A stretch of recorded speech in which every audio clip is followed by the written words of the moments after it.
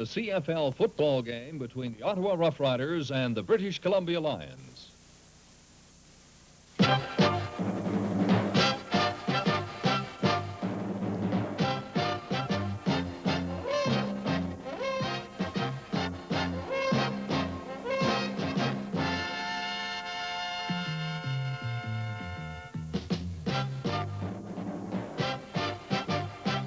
The CFL on CTV is brought to you by Labatt's, brewers of Labatt's 50 and Labatt's Blue.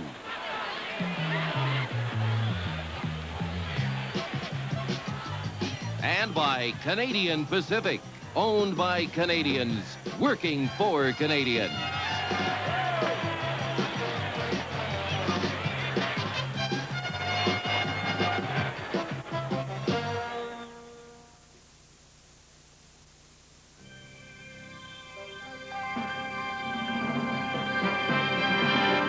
John Labatt's new Extra Stock, a premium quality brew commemorating our 150th anniversary. Extra flavor, extra smoothness, extra taste satisfaction. It's mellow to the taste and smooth going down. John Labatt's new Extra Stock. Something extra for our friends from Labatt's.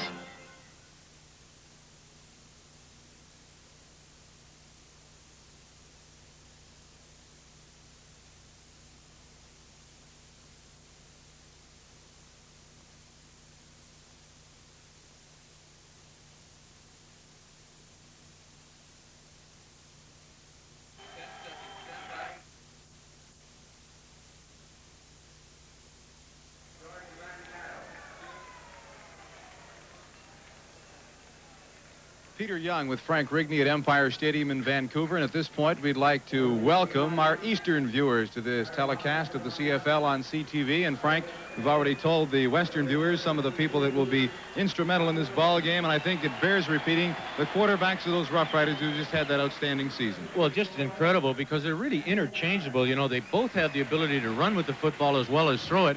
Of course, we're referring to number 2, Tom Clements, and number 7, Conrad Holloway. As we mentioned, they have completed almost 2/3 of their passes between them. They've thrown for 26 touchdowns, but I think the most interesting stat and probably the most key stat from the Ottawa Rough Rider offensive point of view is they've only given up 9 interceptions between them all year long. Amazing, too. They have 26 touchdown passes thrown between them, 15 for Clements, 11 for Holloway, and they've passed for an equal number of yards, which is very coincidental, 1,545, exactly the same. And, you know, on the other hand, the Ottawa Rough Riders, when you think about it, and you were probably in this position in your career at times, they've already clinched first place. How do they get up for it? Well, we were fortunate enough, Peter, when I was playing with the Winnipeg Blue Bombers to lock up first place for 2 or 3 ball games. And I don't think it's a matter of getting up for it. You're not going to have the same emotional high as if they were playing for first place or playing for a playoff spot or something. But you certainly have to play as hard a football as you can, mentally prepare yourself for. You're going to get hurt out there. I think one thing it does do for this ball game tonight is we're going to have a very wide open type of football game. We have 2 great offensive units anyway. The BC Lions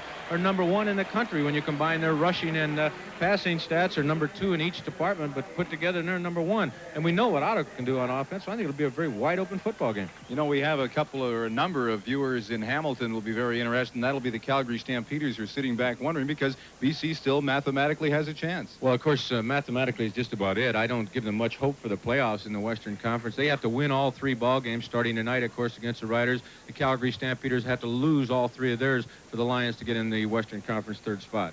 They're going to rest some people today, at least initially at the start of the game. Doug McGee will start at center in place of Don Smith. He'll wear number 58. And 51, Ray Honey, a former Winnipeg Blue Bomber, will start at left tackle, replacing Jeff Turcotte. And you know, at halftime today, All-Pro Countdown, we have a dandy because today it will be the quarterbacks and the receivers as they match their skills against the defensive halfbacks. And Frank, I know you were at the series, and that has to be one of the real exciting ones because it's one-on-one and try to beat your man. Well, of course, Richard Holmes and Mike Murphy were the 2 offensive backs for the Eastern Conference in that, so you'll see a lot of action from those 2 fellas tonight. As well, you'll see plenty of action on halftime highlights. And Frank, once again, you'll be there with the telestrator, and you'll have all the circles on the offensive linemen telling who's holding and stuff like that. Well, we'll try to do that. And we're also going to talk. We talked about one fellow on the BC Lions that we're going to try to point out on the telestrator tonight. He just had an outstanding year for them coming from the Hamilton Tiger Cats, and that's Sam Britz. Of course, he came to the BC Lions when the Argos sent Ray Nettles to the Ticats. And Brits has led the team in tackles, and Frank Oliver has done a super job for them at the defensive back spot. You're looking at Sam Brits right now, and of course, their coaching staff here was with Edmonton, and Brits was there at the same time, so they knew a lot about Sam Brits and wanted him very badly. All right, we'll be back with the play-by-play of the football game in just a couple of minutes. First of all, let's go down to the field level and the playing of our national anthem.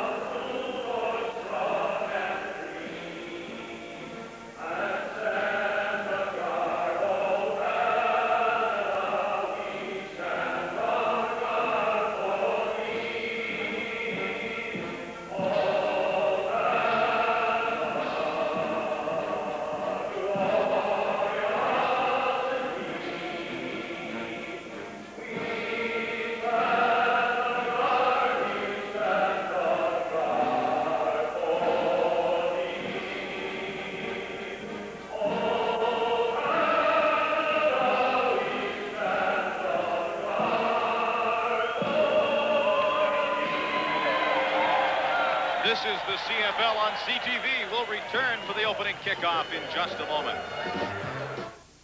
Here they decide the fate of the world. Then they can hear it on Mr. Thin, Panasonic's smallest FM AM digital clock radio. Today, Ambassador Smith defeated Ambassador Krinsky in a debate. Hey, Krinsky! And for those whose favorite station is halfway around the world, Panasonic makes Command Series shortwave radios with electronic digital tuning. Today, Comrade Krinsky defeated Ambassador Smith. Hey, Smith! Hey, Krinsky! How about lunch? Swell. Panasonic radios lets you see the world through your ears.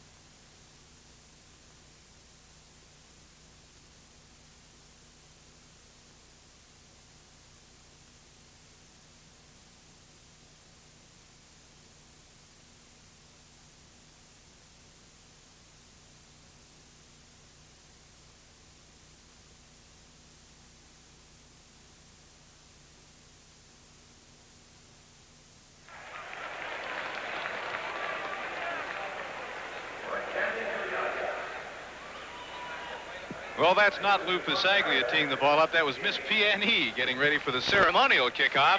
Pasaglia, however, will be the official. That's not bad style, actually, Frank. She maybe kicks it pretty good, but I don't think quite as good as Lou. Lou will tee it up, of course, at the 45-yard line, and back deep for the Ottawa Rough Riders to receive will be number 28, Holmes, along with number 30, Green. Make that 20, Art Green. So far this season, Green's been very consistent running them back. He goes back and will take it and bobbles it at the goal line. Art Green breaks up the middle, and he's down at the 23-yard line, and from that point, the Ottawa Rough Riders will scrimmage. A 64-yard kick, 22-yard return, and there really is no win to consider in this ball game. The offensive unit of the Ottawa Rough Riders: Avery is the wide receiver, the left tackle, Honey, Charlie Brandon at guard, Doug McGee at center, Pomerico at right guard, Jim Cood at right tackle, Tony Gabriel, number 77, the outstanding tight end, Murphy, Green, Clements directing the attack. That was Mike Murphy in motion. Tommy Clements wants to throw. Has Jeff Avery, and he's across the 30-yard line. You know, when you give those lineups, it's rather difficult, Peter, because that time Tony Gabriel came in the slot back position, broke out to the outside, and Avery came in underneath him. Just a combination pattern by the outside and inside receivers of the Ottawa Rough Riders, and a fine throw by Tom Clements. Doug Seymour and Louis Richardson are the defensive ends for the Lions. Rick Goltz and Frank Landy inside at tackle. It will be a first down, and the ball is now up at the 34-yard line. Tom Clements is starting at quarterback. Gabriel splits out wide again. Clements hands off up the middle to Holmes. He gets to the 40. It'll be a gain of about 6.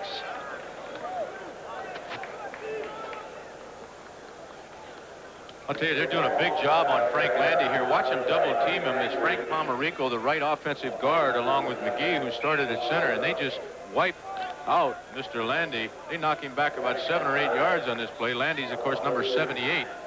But if the offensive unit of that Ottawa Rough Riders is going to come off the ball like that, they're going to be very successful.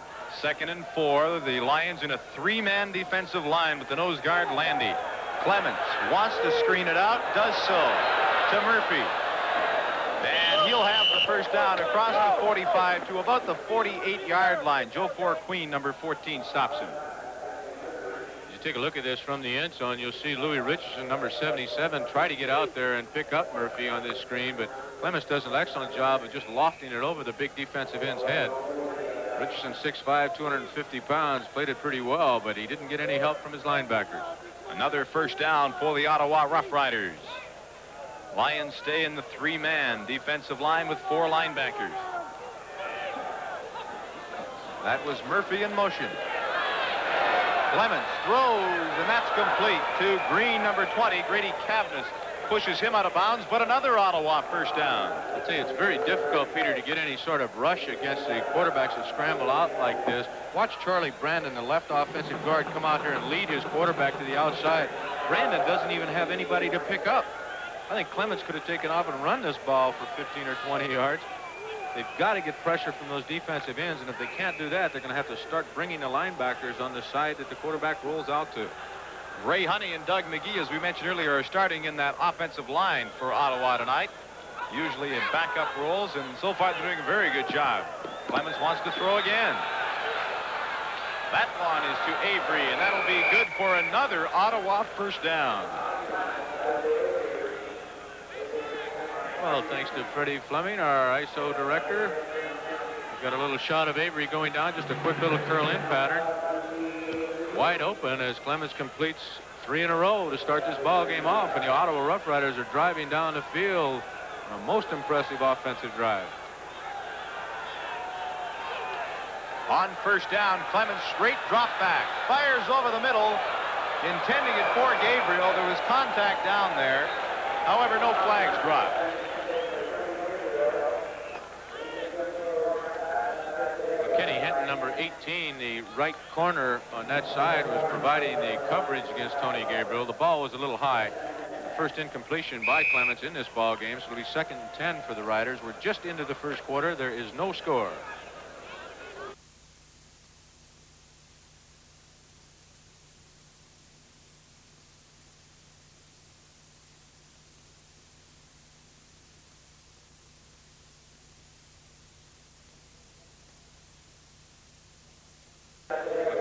Number 18, the right corner on that side, was providing the coverage against Tony Gabriel. The ball was a little high. The first incompletion by Clements in this ball game, so it'll be 2nd and 10 for the Riders. We're just into the first quarter. There is no score. The Rough Riders really marching the ball down the field. 4 first downs already for Tom Clements in that offensive unit. Mike Murphy's in motion. The slight roll right, Clements zips one to the sideline. Green stays in bounds. Very nice move. Devin Ford, number 16, affording the coverage. A 20-yard pickup. Tell you, we see the same kind of action this time again. Stop it right there. You'll see Pomerico, number 56, going to the outside, providing that protection for Tom Clements, and he knocks down Louis Richardson. They're getting an awful lot of time to throw the ball. Clements does it very, very well on the move. And on the move is what the Ottawa Rough Riders are right now. Ball is just inside the 15. And they have just taken the ball and marched all the way down the field. Clements has pressure, and he fires it through the fingers of 28, Richard Holmes. Well, I'll tell you, Peter, I've talked about the pressure that they've got to put on Tom Clements, and they finally do so. This time, Glenn Jackson from the outside. They're not getting the rush from the front 4, so they have to bring a linebacker, number 37, and he's the one that put the pressure on Tom Clements. Ball should have been caught by Richard Holmes. However, we have a penalty against the BC Lions. Create a first down for the Ottawa Rough Riders. just about the 7-yard line. They've just taken this ball from the opening kickoff and driving it right down the BC Lions' throat. All kinds of motion in that backfield. Little flip pass. Oh, you don't see that happen very often. Well, that certainly should have been the 12th touchdown of the year for Tony Gabriel. Wide open, and Pete, you're absolutely right. Tony just does not drop the ball, and particularly when you get down to the pay dirt area. It'll be 2nd and 7 now for the Riders. Ball is placed at the 7-yard line. 2nd down, Ace backfield. Clements rolls left, gets pressure from Glenn Jackson, throws, and intercepted by Grady Cabinet right on the goal line.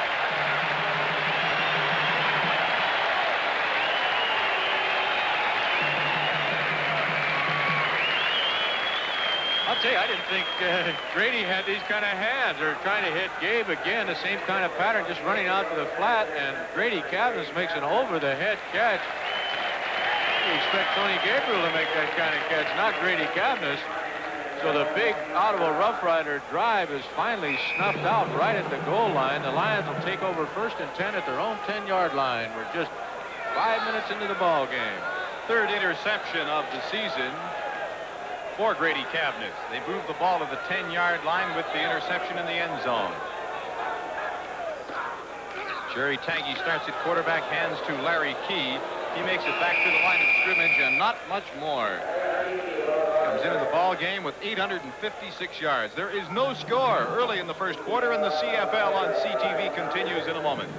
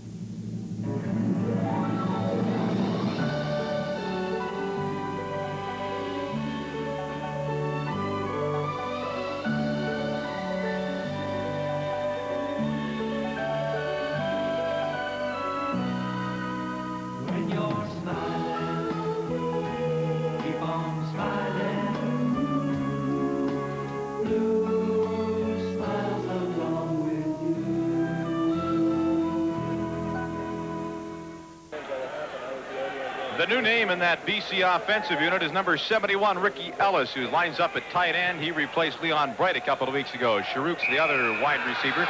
Watkins, Leonard, Wilson, Blaine, and Simpson across the front line. Then it's Bailey, White, Taggy, Key, and Bright. The offensive unit of the British Columbia Lions, led by Jerry Taggy, 2nd down and 9.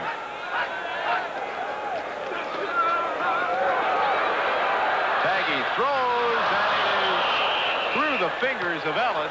Probably should have had it. Ottawa Rough Riders doing a little dealing here defensively. Watch Finucci here, number 68, go behind Mike Raines, number 79. Finucci finally puts the pressure on Jerry Taggy. Does a good job because they set it up and cross against the right side of that BC Lion offensive unit. So the first punt of the football game will come from Lou Pasaglia, and the Ottawa Rough Riders send back Art Green, Mike Nelms. They should get good field position, as you saw the punting percentage of Pasaglia, 47.4. Good kick. Drives Nelms back to the 45. He gets across midfield into the 52-yard line of the BC Lions.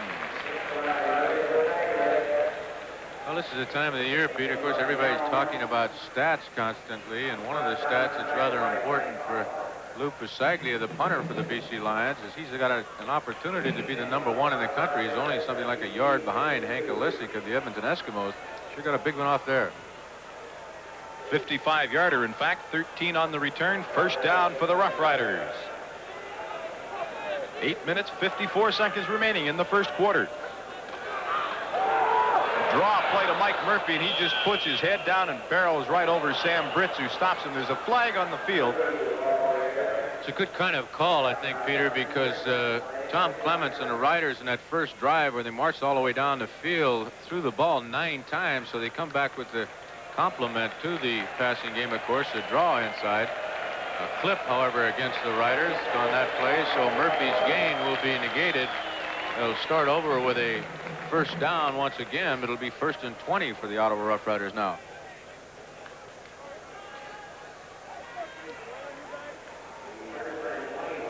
First down and 25. Defensive tackle John Anderson, number 65 of the Ottawa Rough Riders, in his second year out of Dalhousie. Speaking of Canadian colleges, we'll try to get you up to date on some of the scores around the CIAU. On this very sounds like you could Saturday. make a fine country song out of that. There's those swing passes in that one. Another flag goes down. That one incomplete. Dangerously close to being a lateral. Well, they've got a holding call against the Ottawa Rough Riders. You see Coach Vic Rapp on the sideline there walking down the BC Lion bench, and we saw him point back, so obviously he's telling his defensive captain Grady Cavness to take the penalty against the Riders. Looks like a retreat out here right now. They're going to have first and a whole bunch. 60, holding. Number 60, Jim Cood, the big right offensive veteran tackle of the Ottawa Rough Riders, called for holding. Yes. So now it will be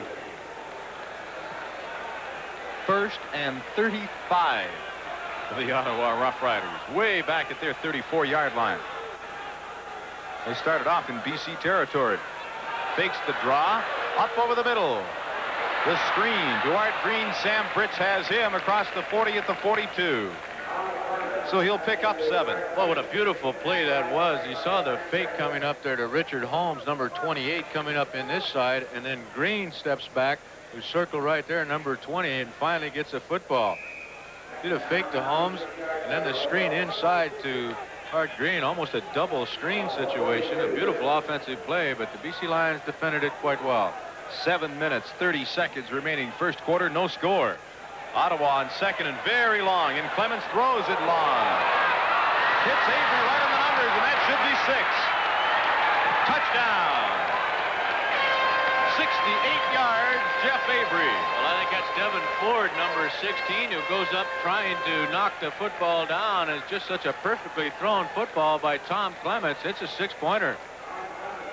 You see Clements getting hit just after he released the football. There's Ford, number 16, going up, trying to knock the ball away from Avery. I'm not sure whether the man that was responsible for that score was Ford or Joe Forqueen, number 14. Very difficult to tell, but there's the man that threw it, number 2, Tommy Clements. For Clements, his 16th touchdown pass of the season, and the 3rd to Jeff Avery over the year. The point is automatic, and the score is the Ottawa Rough Riders 7, the BC Lions no score. The CFL on CTV continues in a moment. Some people know where to get what they're after. People just like you. Some people go where there's challenge and laughter. Friends to share it too. Travel and change, seeing where it happens. Taking a hold of the top and with bold and then seeing it through like they do. People just like you. The Canadian Armed Forces ask us about you. Look in the yellow pages under recruiting or contact your nearest Canada Manpower Center. Jeff Avery's 3rd touchdown of the season has given the Ottawa Rough Riders a 7-0 lead. On the left of the screen is John Henry White, number 20. On the right, number 11, Larry Key. They will accept the kick from that man, J.T. Hay, the youngster who is nominated as the outstanding rookie on the Ottawa Rough Riders. They try the short kick. It's coming towards the Ottawa bench and out of bounds. Now here's a case where BC will naturally accept the ball at that position rather than have them kick again.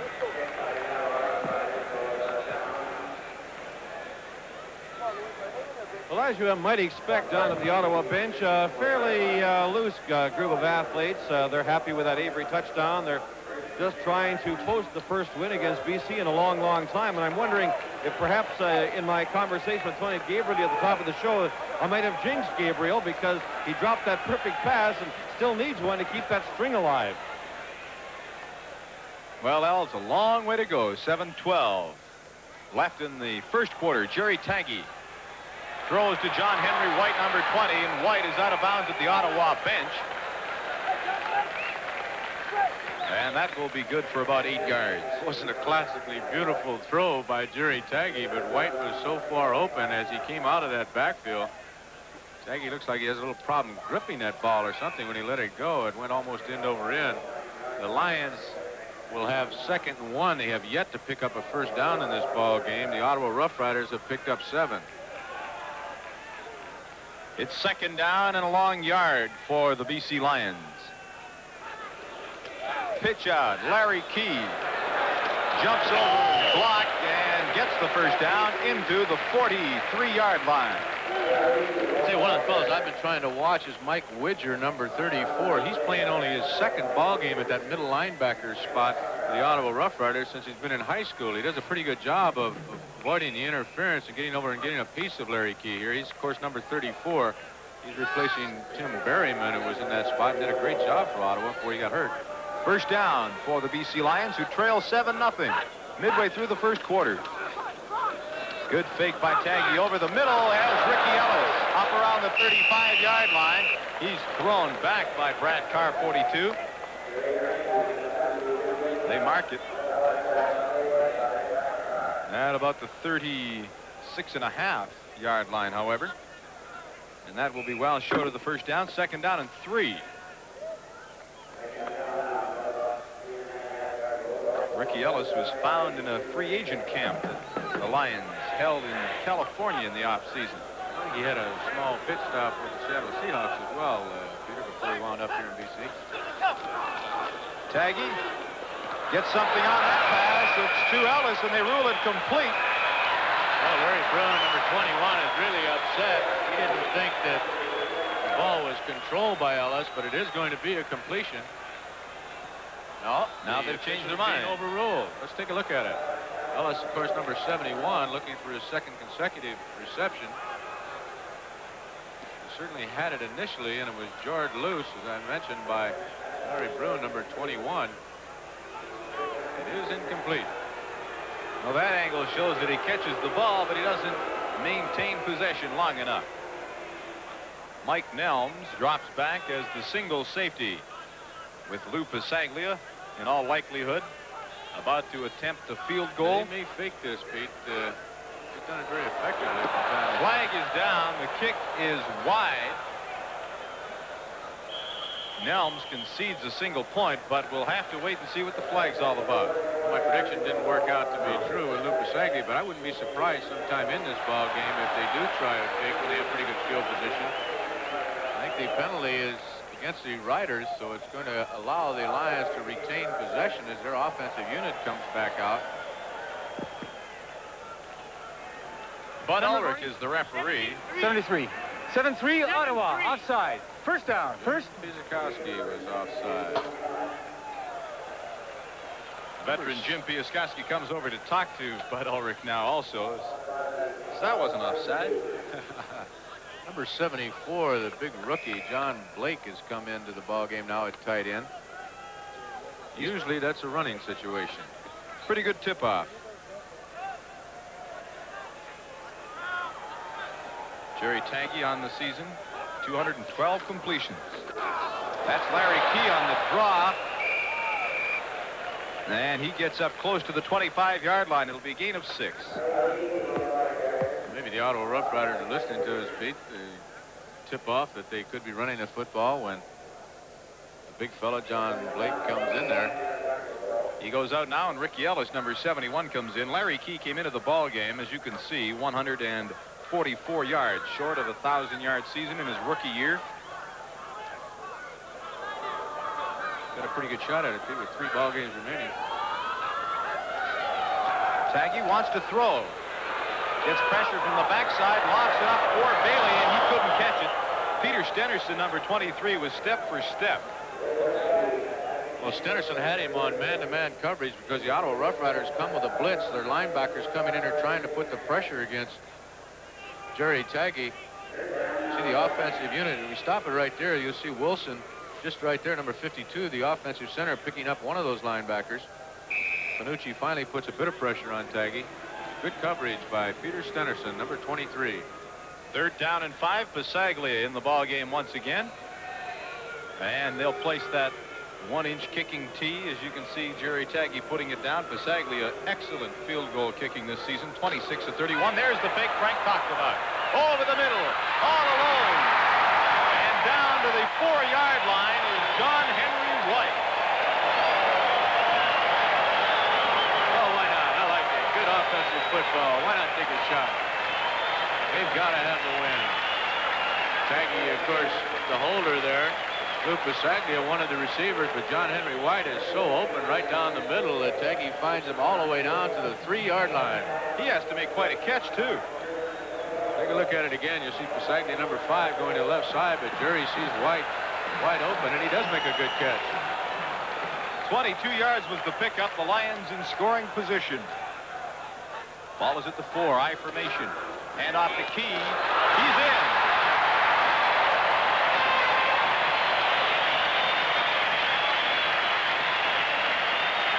9th touchdown of the year. Well, Larry Watkins and Glenn Leonard, the left tackle and guard, blow the Riders back into the goal line. They ran over John Anderson, number 65, for the first Lions score of this ball game. That narrows the score to 7-6. Pasaglia, who hasn't missed on a convert attempt this season.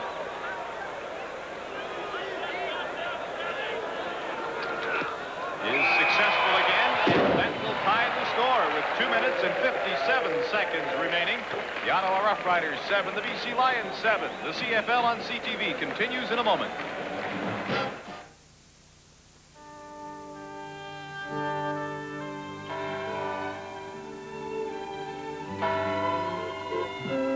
Music is the universal language, the expression of our joy and sorrow.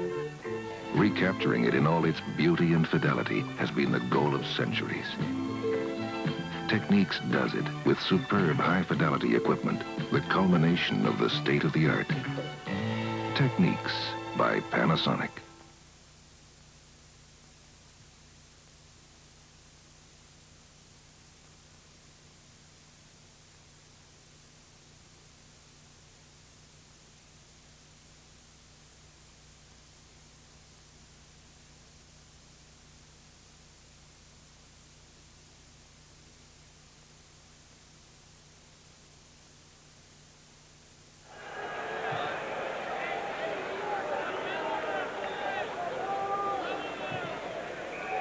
A 56-yard scoring march for Vic Rapp's BC Lions. A 4-yard touchdown by Larry Key.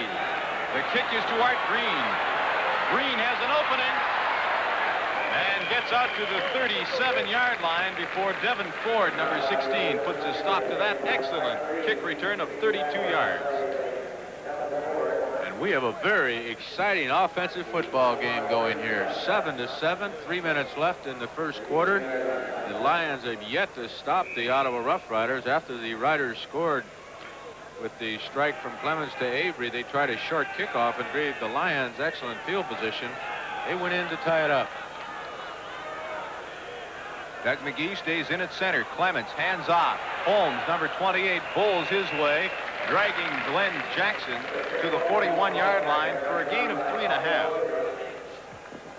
You know, one thing about it, Peter, it's a little less difficult, a little less tiring for the offensive line if you're throwing the football. So I think you're going to see the Ottawa Rough Riders throw it consistently all night long, as much as they have in this first quarter. As you see, Mike Raines, the big defensive tackle of the Riders, being attended to. It looks like just an equipment problem on the sideline. Clemens is 7 out of 11 for 141 yards so far. 3-man defensive wall for the Lions. He really zips that one in, and there goes that consecutive streak as Tony Gabriel makes his first reception of the ball game. 89 games in a row. Watch number 77. Good change of pace move before he pulls up, and just a little hook pattern and a fine throw once again by Clements, who is hot tonight. We may not see Conrad's Holloway the way Clements is going. 54th reception of the year for Gabriel, who, as Frank Rigney mentioned, has now caught a pass in 89 straight games. 1st and 10. Fumble. And I think it rolled right back to Tom Clements, the quarterback. Looked like to me Clements just tried to get out of the quarterback spot a little bit too quick there. He didn't have possession of the football. Might be a bit of a problem with the exchange because of Doug McGee replacing the veteran Don Smith at that offensive center spot, although obviously McGee has worked with these two outstanding quarterbacks of the Riders.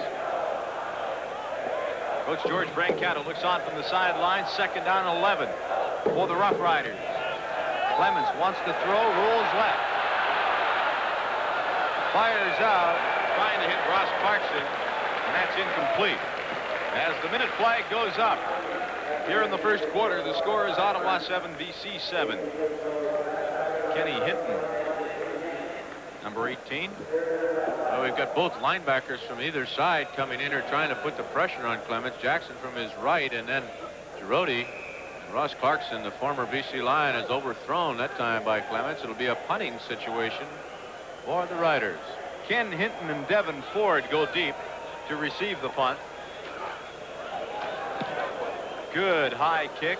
Not that deep. It'll be Ford, number 16. Looked like there was a man close, but no flag goes down as Ford slips down at about the 17-yard line. Art Green dangerously close to the 5-yard restraining zone right there. Good block by Kenny Hinton. Allow Ford to get a little room, but coverage comes in and puts him down. That's Holmes, number 28.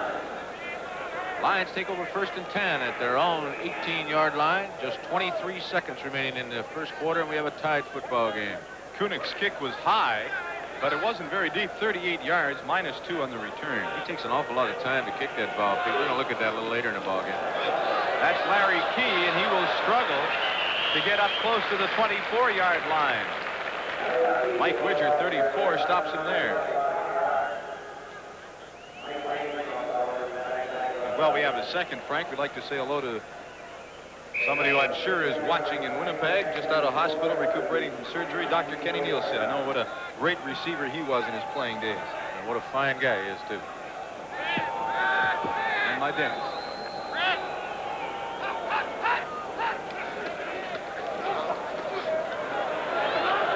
Taggy across to Key. Key has a 1st down and much more. Gets by Wayne Koss, but not by Ken Downing.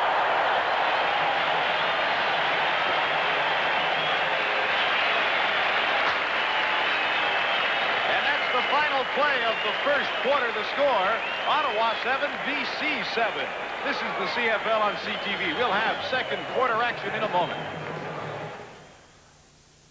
Labatt's Party Case with Canada's favorite ale and lager.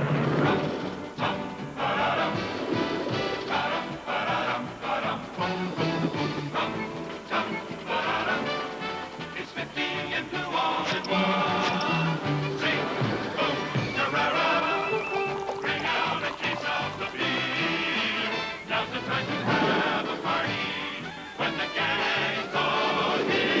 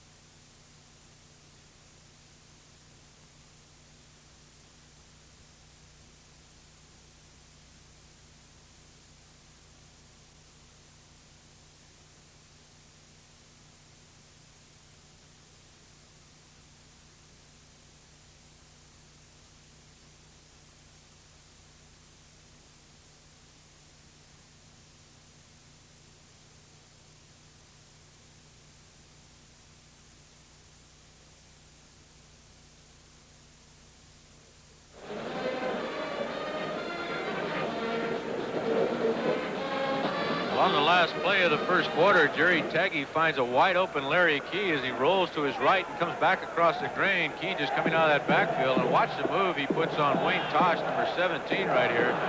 Tosh kind of slips, but I think the move by Key was the reason. Hi, Bruce and Al. I know who Ottawa. McCann is. Who's Bruce? The signs are getting better as we go across the CFL.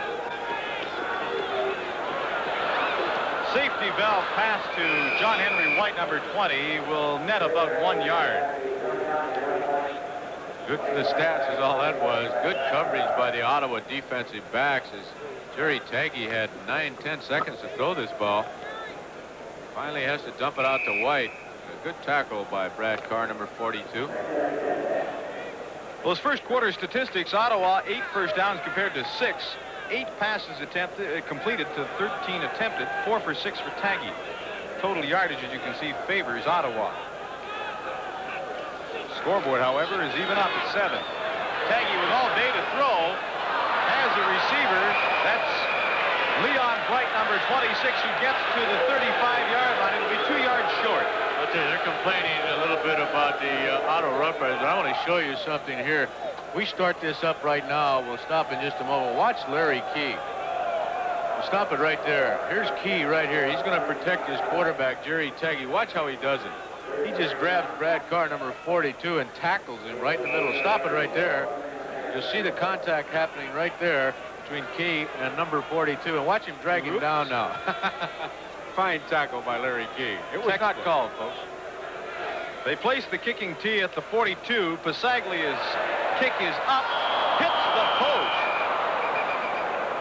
Of course, that's a dead ball once it hits that upright.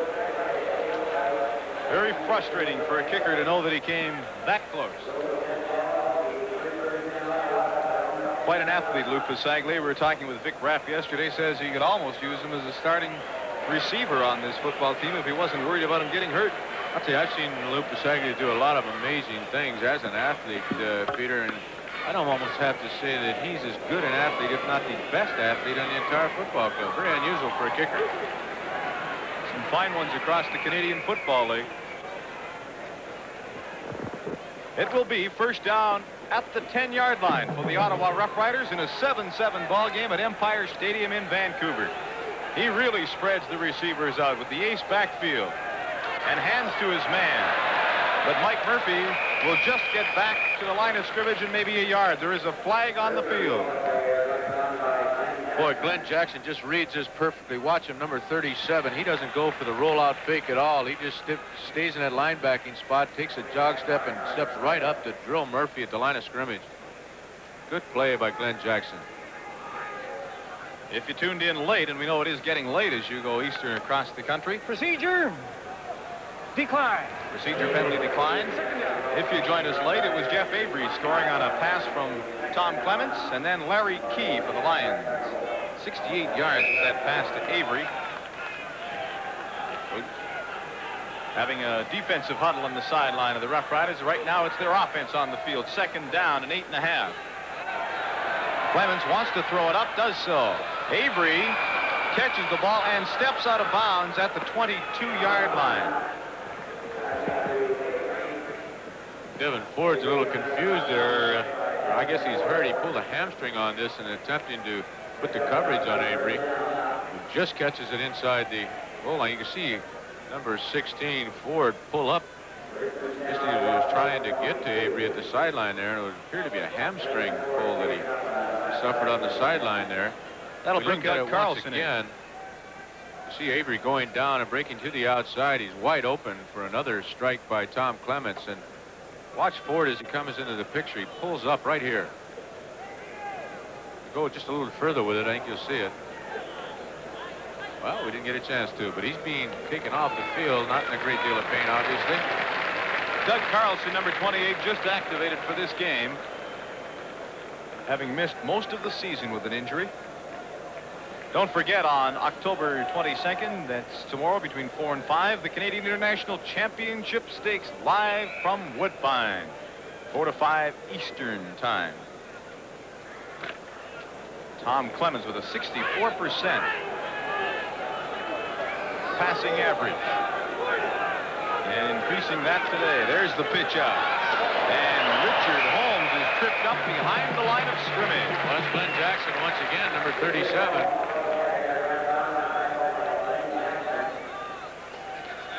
We're just into the second quarter. 12 minutes, 40 seconds remaining till halftime. 7-7 ball game. Been very entertaining so far. Well, you know, Pete, we talked before the ball game started of having a wide open offensive game, and even though only 14 points scored so far, we've certainly experienced the ball clubs going up and down the field. Conrad Holloway on headsets at the sideline, watches as Tom Clemens runs the football team on 2nd and 10. Clemens rolls right, gets pressure, throws it up over the middle. John Beaton. Make that Doug Carlson, 28, defending on Ross Clarkson. Well, they try to take a look at Carlson. It just came in the ball game replacing Ford, but he provides protection like this against Clarkson. That's about as good as you can do. They won't be looking at him too much longer, or too many more times, I should say. Going to create a 3rd and 10 situation for the Riders, so the Lions, barring a penalty here, should have excellent field position to try and break this deadlock. Leon Bright with a 9.7-yard kick return average. And Ken Hinton at 7.5 go back to receive the punt from that man, Gerald Kunick. Not very deep. Flag on the play. Oh, no question about that. No yards against number 65, John Anderson, the big defensive tackle. You see him come into your screen right there. He's only about 3 yards away. Only a 36-yard kick by Koenig, so that anticipated good field position is certainly going to be there for the Lions. They'll be all the way down to the 45-yard line of the Riders. I mentioned earlier that Anderson was from Dalhousie. That is incorrect. His replacement, Mike Riley, is from Dal. Anderson in his 2nd year from Elkhorn. Son of a gun. I was just working on that song for Dalhousie.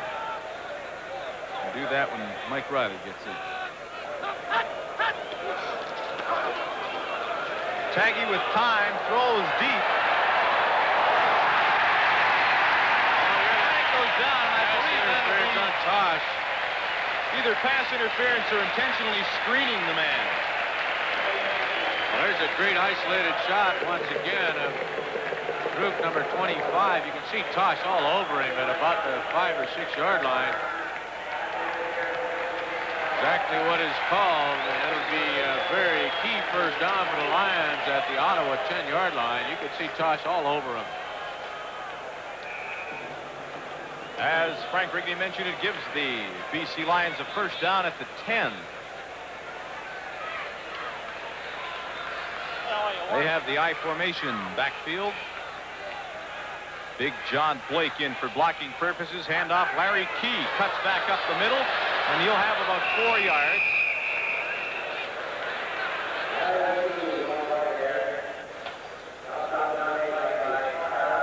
Brad Carr, number 42, is credited with the stop.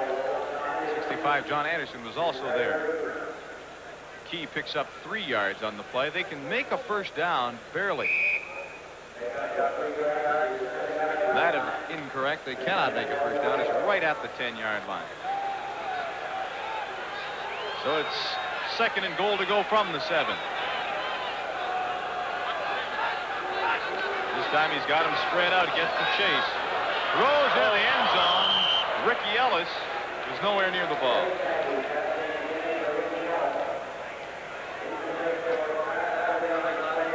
Well, the Lions failed to convert after their big break on the interference call against Wayne Tash. In comes Lou Pasaglia. I doubt very seriously if we see the fake once again here, Peter, with 3rd down and 7 yards to get to the goal line. Pasaglia is 26 and 32 on the season, having hit the post. Today, his first attempt was wide, but because of a penalty, it will not go into the record book. Pasaglia this time is right through the middle. So the BC Lions jump into the lead. It's now BC 10, Ottawa 7. The CFL on CTV continues in a moment. In transportation, as in architecture, there is always a new way we express ourselves. Oldsmobile's expressions of full-size cars, Delta 88 and Holiday 88. Luxury cars with quiet comfort, and both may be equipped with an available V8 diesel. Holiday 88, a sporty feel with the generous room of a full-size car. Delta 88 and Holiday 88. Have one built for you. Just about everyone you know these days borrows money for some good reason. And just like me, you make your monthly repayments promptly and regular as clockwork. Well, the folks at Laurentide think that's worth rewarding. That's why good guys like you and me get this rebate check from Laurentide every 6 months for up to 2 years. They can add up from $50 to $500. You go see your nearby Laurentide office. Ask about the good guys rebate. Only Laurentide has the good guys rebate. Have you talked to Laurentide? Well, so far this season, interlocking play, the West has the advantage, 9-6 with 2 ties, and there's really only a couple more games. Interlocking tomorrow, Hamilton plays against Calgary in Hamilton. Next week, Toronto and BC. So this one could determine whether the West will win. That is Art Green, who runs out of bounds at the 35-yard line. 61-yard kick and a 21-yard return. He's not injured. He's tying up his shoelace.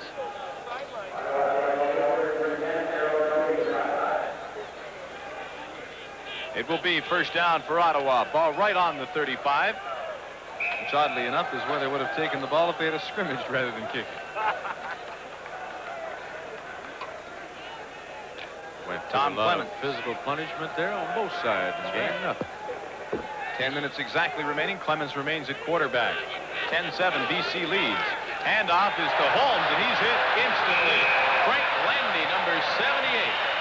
I'd say a great defensive play by Landy, but if he had not made the play, Sam Britz would have. We started up right here. You'll see Britz come into your picture, number 45, the middle linebacker. Landy blow right through there, number 78. I think we're going to, there's Britz finally coming into the spot. A great play by Sam coming from that middle linebacking spot, avoiding the attempted block by Doug McGee, the offensive center. The loss is 3, second and 13 from the 32. Clements is scrambling. Out of the pocket, completes it to Jeff Avery. Joe Forqueen has him at the 40-yard line. It will be short of a first down.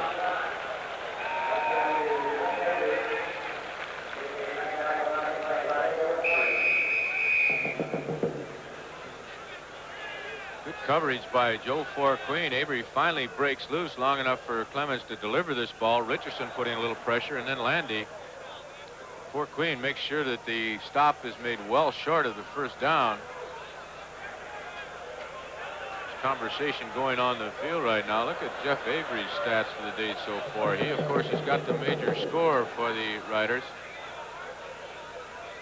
The problem down here is the time clock. What are they going to do? They're going to add 6 seconds. They're going to apparently run the clock for 6. They'll run the game without the clock for 6 seconds. Apparently, the clock was running in error.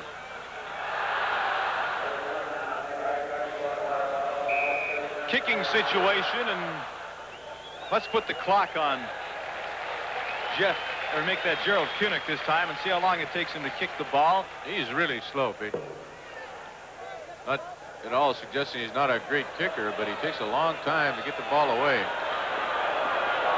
That is Ken Hinton, number 18, who gets to the 35-yard line. Gerald Kunich's punt travels 41 yards.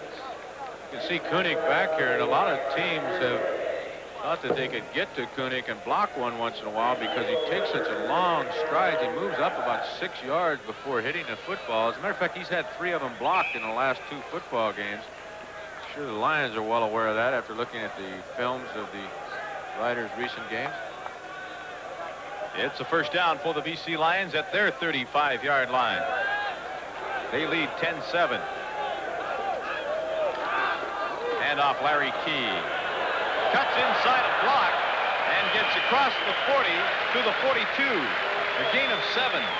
Well, Glenn Leonhardt, number 54, really does a super job coming from that left guard position. Actually, both guards pull, John Blaine as well. But watch Leonhardt come out here and pick up the middle, the outside linebacker, Brad Carr, number 42. Key makes the cut up inside him with Don Blake leading the rest of the way. Good block by Leonhardt from the University of Manitoba. They lost today, U of M, 30-9 to UBC. It's one of many college games today. Second down and 3. Tangy is spilled by number 65, Anderson.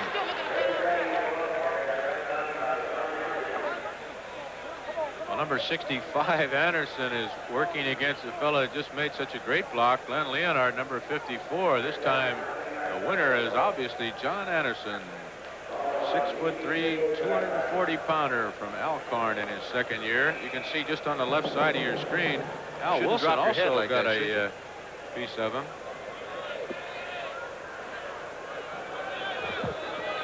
Lou Pasaglia will kick. Mike Nelms, number 22, goes deep. He's the only man deep, which is certainly an oddity in the Canadian Football League. Most times they send 2 deep receivers. This time only 1. Nelms on the run. There's a clip by Downing. It's called. The score, the BC Lions 10, the Ottawa Rough Riders 7. The CFL on CTV continues in a moment. Pro power. Not just raw power, but controlled, directed, thinking power. In sports, pro power means a commitment to excellence, breakthrough performance. In the world of sound, pro power means a half-century of innovation, professionally matched components. Pro power means Akai. Pro power, Akai. Because raw power just isn't enough. Well, Ken Downing, number 19, is going to be caught here for clipping. You stop it right there. You can see Downing obviously making the clip on Doug Carlson as Nelms was returning the football. It's going to move the Ottawa Rough Riders all the way down to their own 20-yard line, just outside the 20, where they took over 1st and 10. Actually, about the 21, where it's 1st and 10. McGee's in at center. Quarterback is still Tom Clements. He fires. That is complete to Tony Gabriel in traffic. Doug Carlson brings him down close to a 1st down. Well, that's just a matter of using your size. Big Gabe, who's 6'5", working against Carlson, who's just over a 6-footer, and he sure took up the area in front of Carlson. Makes a fine reception. While we wait for them to bring the chains in, we'd like to run down some of those college scores across the country today. Carleton beat Ottawa 24-13. Windsor over Toronto 34-22. It was Western 33, Wilfrid Laurier 23. Waterloo beat York 26-22. Queens over Bishops in a close one, 15-14. McMaster beat Guelph 23-8. UBC over Manitoba 30-9. Calgary beat Alberta in that battle of the 2 Alberta schools, 20-10.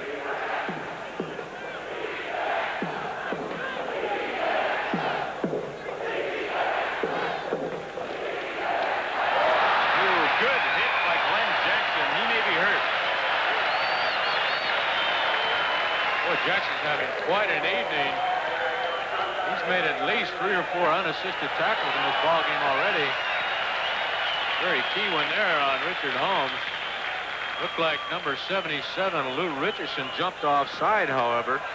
He saw that motion coming. You see him right there, just inside of Jackson. That motion of both of the backs, Murphy and Green, coming in there might have pulled him offside, but of course the motion is quite legal.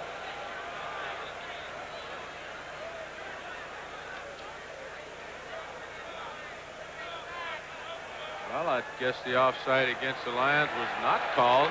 The play will stand with the Riders coming up short in their attempt to pick up a 1st down, and their punting unit going on the field once again.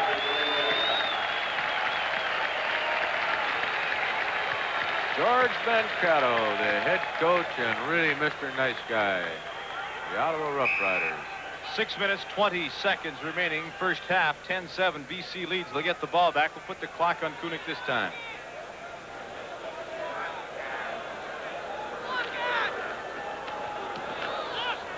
Might be his best kick of the ball game. Comes down to Hinton.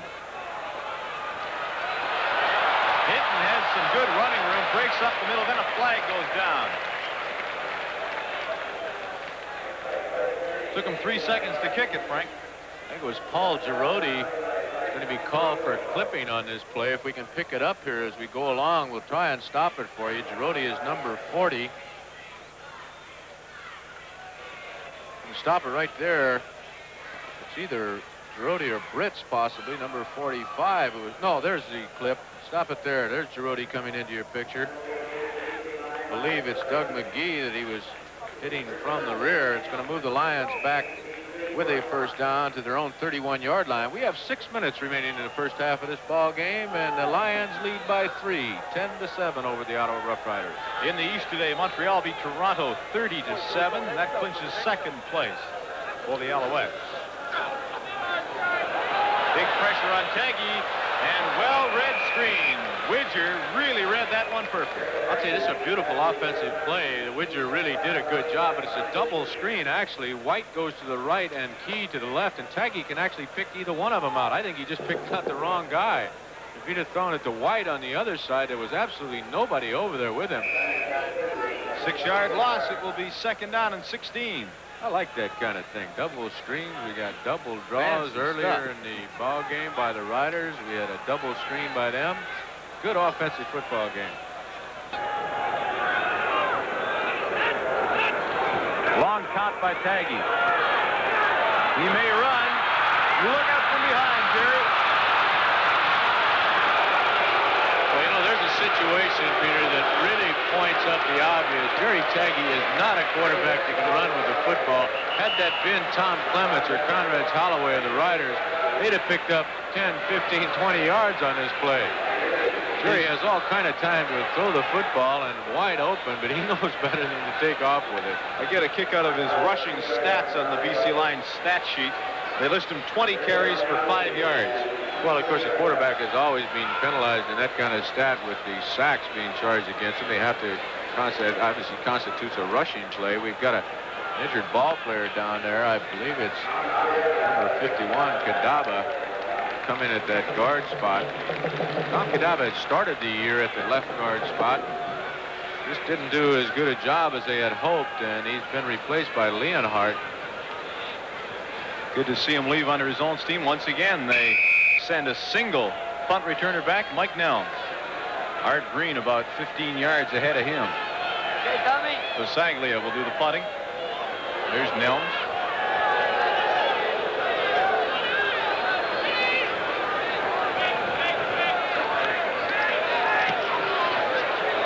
Good high kick comes down to Nelms at the 40. Tries to get outside. And there's a flag on the play right at midfield, a fumble, but they rule it dead. Oh, boy, Sam Bretz really put a hit on Nelms. There's a flag, as you mentioned, Peter, a little earlier there. Watch the hit by number 45, Sam Bretz here. Causes Nelms to lose the football as he drops right on his head. I agree with that call. It was not a fumble. Nelms, you see number 22 actually dislodged from the football when he hit the ground. Rich really caught him up in the air, and watch Nelms as he hits the ground head first. They're marking it off against the Ottawa Rough Riders. It's been amazing, Pete. It's been a reasonably clean football game as far as penalties are concerned, with the exception of the kicking game. We've had quite a number of clips and no-yard penalties, but basically from the line of scrimmage, both ball clubs have been reasonably penalty-free. Just like to remind the fans that tomorrow afternoon, our CTV Eastern crew will have to come into Regina and do the Winnipeg Blue Bombers against the Saskatchewan Rough Riders in a Western Network telecast. Clemens throws over the middle. Mike Murphy has all kinds of running room. And he lugs it out to the 53-yard line. Peter, you know, most of the time the responsibility for that type of play, the screen play, is the linebacker. And I'll show you exactly why that play works so well. If we can start it up just a moment. You'll see Glenn Jackson. Stop it right there. He's the linebacker on that side, lined up in the inside spot there. But he comes on a blitz, and there's nobody out in the flat area where Murphy slips out to for that screen pass. You see Jackson going right past Murphy, who just takes a little quick shoulder block on him, a good fake. Murphy picks up a big first down for Ottawa. And Murphy again gets the call on the draw on the big man. Gets it down to 28 yards on his screen pass, 17 on a draw. We talked about the sophomore Canadian back, Mike Murphy, before this ball game started, his value, and you've seen it on the last two plays. First of all on a screen, now a draw. We have a score of 10-7 here. The CFL on CTV will continue in just a moment.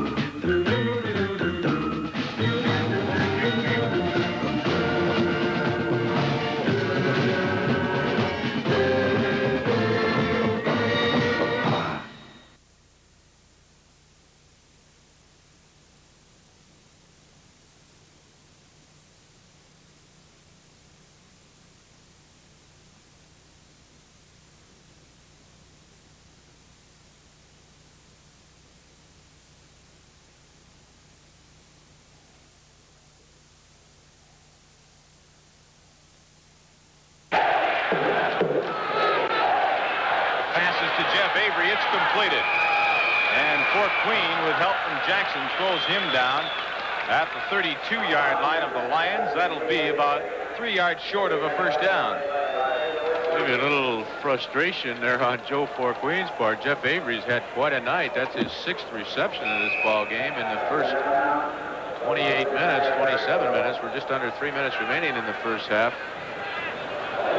Jeff Avery, the only major score for the Ottawa Rough Riders in this ball game, 68 yards from Tom Clemens in the first quarter. Handoff is to Mike Murphy, and he's hit immediately by Glenn Jackson, but stumbles forward close to the first down.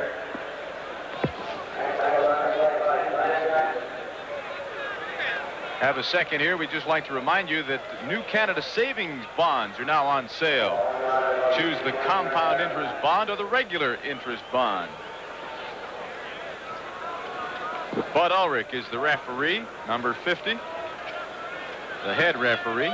The line umpire is Harold Ferguson, number 22. The backup, Maury Mulhern, number 35. The head linesman, John Hope Ross, number 56. And the field umpire, number 40, Gord Johnson.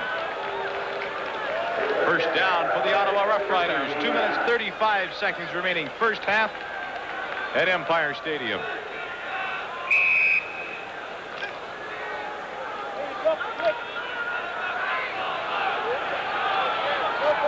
Tom Clemens has gone all the way at quarterback. Clemens over the middle on the center screen to Murphy. Gets away from one man and gets down close to the 15. It'll be another Ottawa first down. Once again, Murphy wide open on the screen pass. This time up the middle. Quick fake to Holmes here, and Holmes comes back and tries to help protect his quarterback, Tom Clemens, but it's Murphy once again picking up a first down all the way down to the BC Lions 16-yard line. Ottawa Rough Riders have had an awful lot of offense in this football game so far for only having 7 points on the board.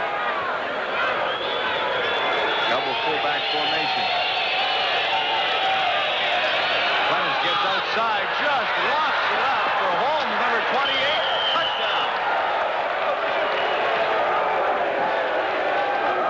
They really work over Doug Seymour, the right defensive end, to give time for Tom Clemens on that roll to the left side. I think the play is going to be called back because of holding. But watch the job that they do against Seymour. That's Charlie Brandon, number 61, who finally decks him to the outside. John Beaton is cleanly beat by Holmes. Holding, it's being called back. You heard the number call. 61, Charlie Brandon. Charlie Brandon. I can't believe that he was holding on the play as he pulled out and got a clean piece of Doug Seymour.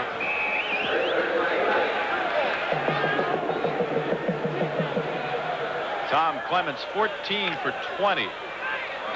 229 yards, 70%.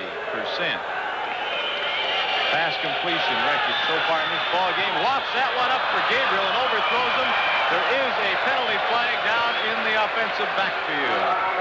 I almost have to believe it's going to be another holding call against the Riders. You'll see big pressure by number 10, John Beaton, on Tom Clemens here. Clemens throws off balance. And Beaton holds up, does not get a roughing call against the quarterback. John Beaton, number 10, is going to be the man, I believe. You're kidding. They call him for roughing on that? That's what the man tells me. I thought Beaton had held up and not hit quarterback Tom Clemens. Number 10, right? Number 10 on the serve. Tough call. BC, first down. It was number 10, John Beaton, who gets charged for roughing the quarterback. And that moves Ottawa right back into it. Now down to the 13-yard line. 1 minute, 47 seconds remaining. First half, 1st and 10. Both backs in motion left. Clemens goes the other way. Has pressure, fires over everyone.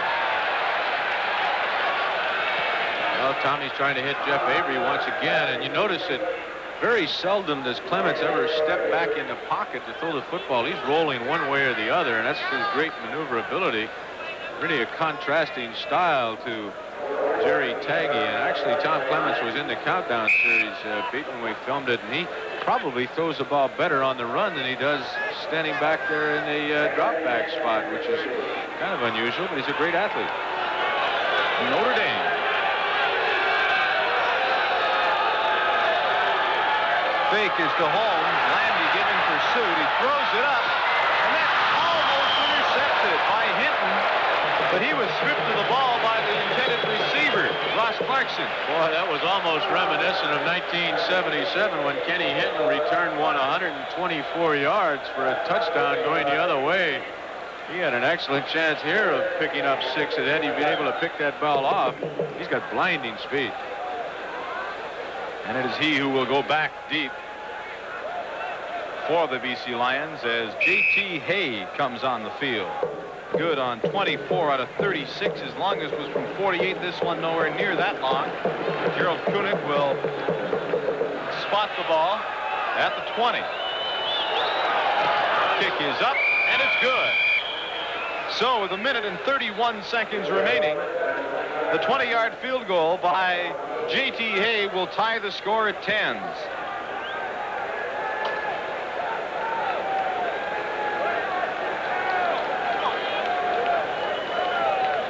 As we mentioned earlier in the telecast, J.T. is the nominee of the Ottawa Rough Riders as the outstanding rookie on the Ottawa team. Larry Key is the counterpart on the BC Lions. Also their most outstanding player nominee. Peter, I've got a very interesting stat in the first 28 minutes of this ball game. Although we have a tied game, this Tommy Clemens, the Ottawa quarterback that you're looking at, has put together a total offense of 258 yards for the Riders. Really an impressive offensive display. Not that much on the scoreboard, only 10-10. BC's total offense has been only 111 yards. Back deep to receive. The kick from J.T. Hay. And the short one, it goes to John Henry White. White's trying to get outside. Hay's on his feet and gets to the 50-yard line. Well, he finally tripped and fell over Tom Schultz, the backup linebacker of the Lions, number 50. Might have had a little more room yet. Looks like Greg Nettles at third base the way he fields that one. Look at the moves he makes, getting out there, and finally number 50, Schultz, right in front of him, will become the stumbling block for John Henry White. Right there. BC Lions first down at the Rider 50. On first down, Taggy has a minute and a half to work with. He got pressure, throws it up for Key. Then he really takes punishment as he is hit at the same time by Fanucci and Piaskowski. Just an excellent job by Larry Watkins, number 64, the offensive tackle of the Lions, picking up shooting linebacker Mike Widger. Watch him. He's at the lower left of your screen. He drills him and stops him right there, giving Jerry time to throw the football. Piaskowski really unloads on Taggy just as he lets go of the ball. Taggy had to get rid of it. You see Larry Key had slipped and fallen and hadn't recovered fully before the ball got there. Second down and 10 for the Lions. A minute and 9 remaining. Ball is at the 50. Center screen over the middle is almost intercepted. Glassford, I believe, number 76. A little chagrin with himself, not having picked that one up. It was right in his hands. Watch the throw. Here's Glassford stepping right in front of the football. Well, with 1:05 remaining, Coach Vic Rapp decides that he will not attempt a very long field goal, but will let Lou Pasaglia punt the ball.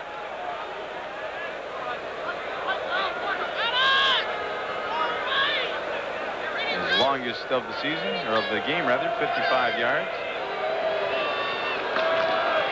Longest of the season, 82. This one won't go anywhere near that.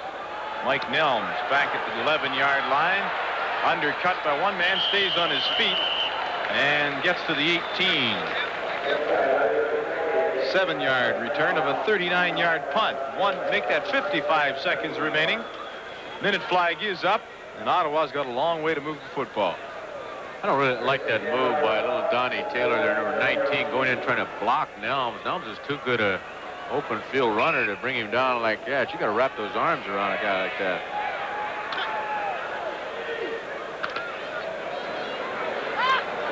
The Lions started out with a 3-man line. That 3-5 defense, they've switched back to the conventional 4-man line. Hand off to Holmes. He gets across the 20 to about the 21. Glenn Jackson, number 37, has him from behind. 51 seconds remaining.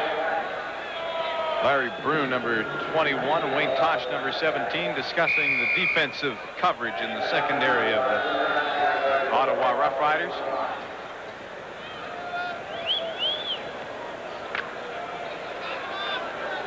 Second down and 8. Ball just over the 20-yard line. 36 seconds remaining in the first half of play. Clemens decides to keep the ball, and Frank Landy, along with Louis Richardson, wrap him up at the 24-yard line. So they'll have to punt it away, and the Lions will still have 27 seconds to work with.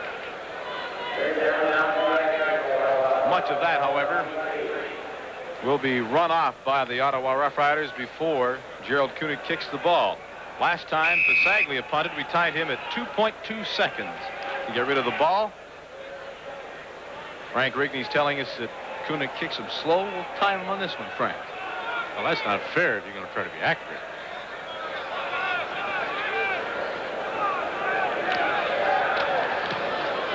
Wasn't bad that time. 2.4 seconds, 0.2 seconds difference. Fumble by Hinton. Picks it up, still on his feet. Now he goes down at the 49-yard line. And that was the final play of the first half. The score, the BC Lions 10, the Ottawa Rough Riders 10. This is the CFL on CTV. We'll be back in just a moment.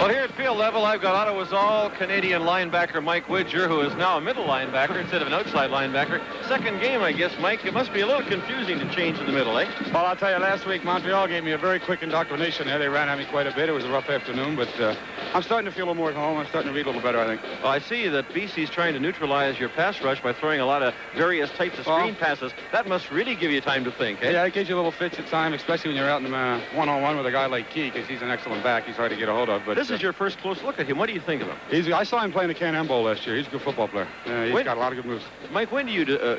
I know it's all predetermined, but I noticed on a couple of the plays, you're coming out as a middle linebacker blitz.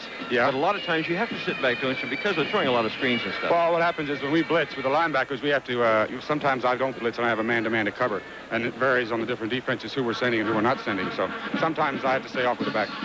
Mike, congratulations on a great season so far, and best of luck down the road. Thank you. Okay, Mike Widger, Ottawa Rough Riders. Coming up next is our All-Pro Countdown. This is the CFL on CTV. We'll continue with halftime in just a moment. Dee-dum, ba-dum, bum, bum, ba-dum, bum, bum, bum, ba-bum, bum, ba-dum, bum, bum. Dee-dum, dee-dum, bum, bum, ba-dum, bum, bum, ba-bum, ba-dum, ba-dum, bum, bum, ba-bum, ba-bum, ba-bum, ba-dum, bum, bum, ba-da-dum, ba-da-dum, ba-da-dum, ba-da-dum, ba-da-dum, ba-da-dum, ba-da-dum, ba-da-dum.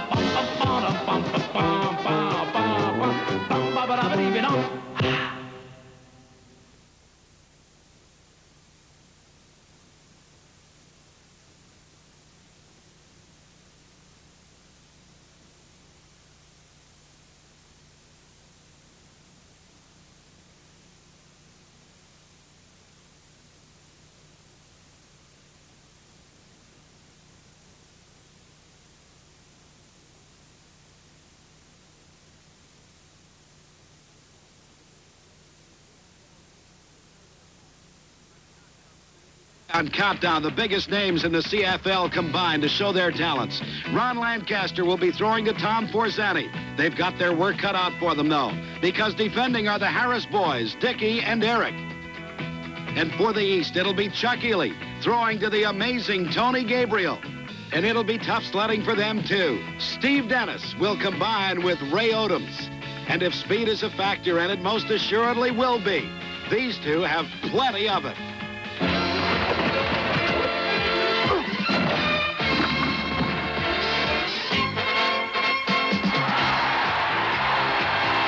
Countdown 78, brought to you by Old Port, Canada's most popular little cigars. The great thing about Colts is you can smoke them just about any time. Oh, sure, you can take a big, expensive cigar and flavor it with rum and dip it in wine and come up with a very ritzy cigar tasting somewhat like Colts. But in many instances, a fancy cigar like that would make you feel a little out of place. Colts, and Colts mild. Enjoy them anytime. Just before we get underway, let's listen into the offensive strategy of Ron Lancaster and Tom Forzani.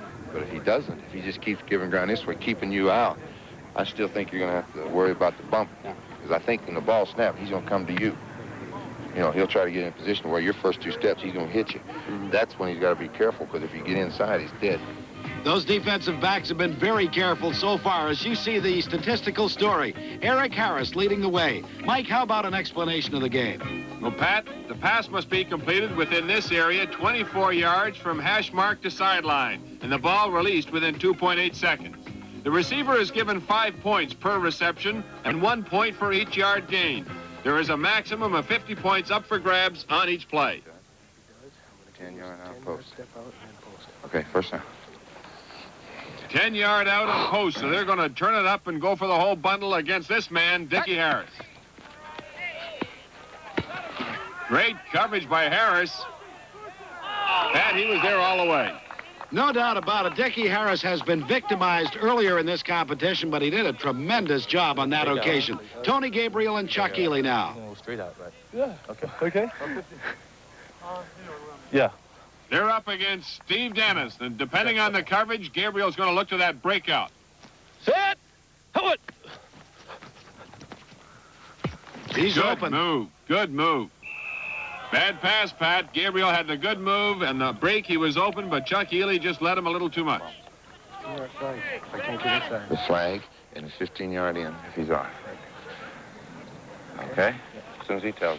Once again, there's an option on the route that he's going to run. He's going to be looking to the flag, and if he's playing off him, he's going to break in at about 15 yards. Harris is playing up on him, taking away the inside. Flag is down, Mike. Interference is going to be the call, despite a great play by Eric Harris. Be interesting to see it again. Eric Harris doing a great job of not allowing Forzani to go back to the inside, but I think I saw a bit of a sweater tug as Forzani broke to the sideline, so we'll keep our eye out for it now. At this stage, Harris has his hands on him and is just preventing Forzani from coming back to the inside, but he just had a bit of a grab on him there, That's why the flag was thrown and also allowed Harris to get in front. You want to go deep? It also allowed Tom Forzani to pick up 20 points as Tony Gabriel and Chuck Ely now combine once again against Steve Dennis. Set! Defense has been the name of the game so far. Dennis is laying off him. Gabriel going for the deep route, but good defense. The ball a little overthrown again, but Dennis was in good proximity to him. Well, you see, Forzani is 1 for 2, Gabriel 0 for 2, and we'll be back in just a moment. The great thing about Colts is you can smoke them just about any time. Oh, sure, you can take a big, expensive cigar and flavor it with rum and dip it in wine and come up with a very ritzy cigar tasting somewhat like Colts.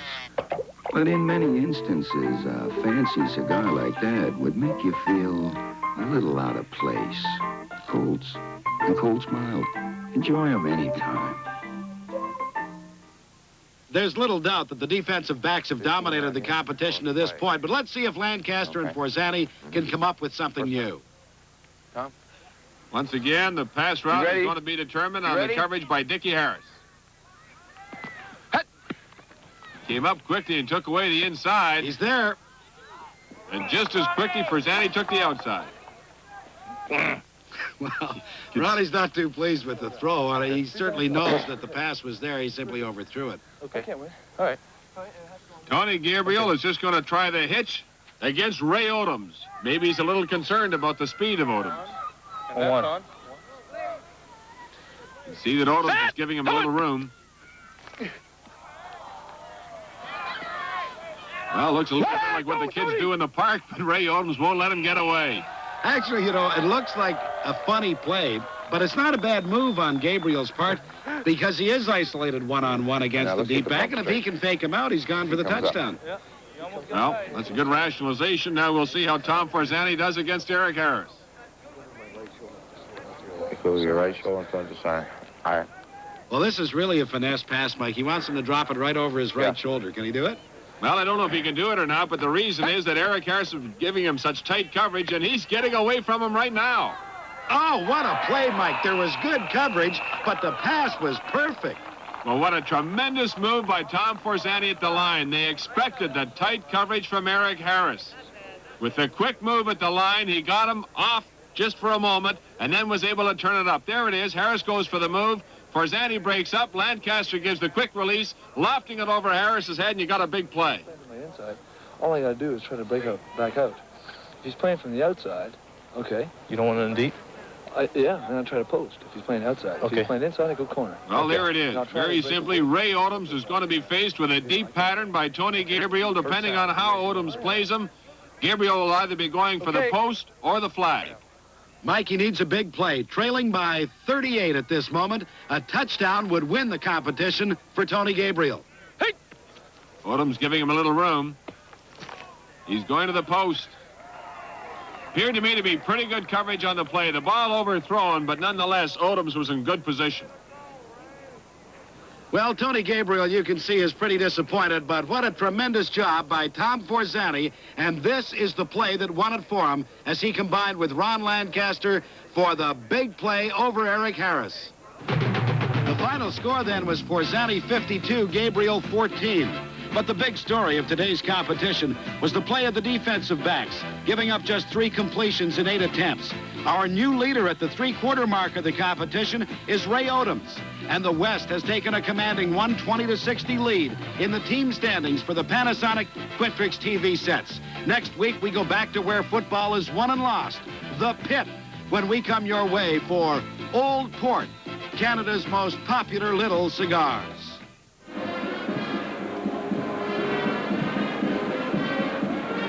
Well, a halftime score here at Empire Stadium. We have a tied ball game with the BC Lions and Ottawa Rough Riders 10 apiece.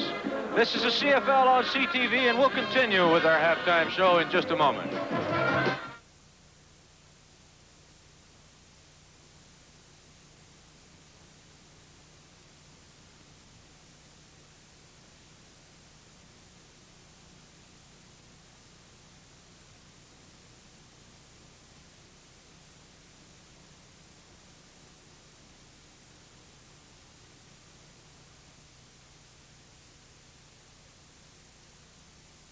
TV Television Network.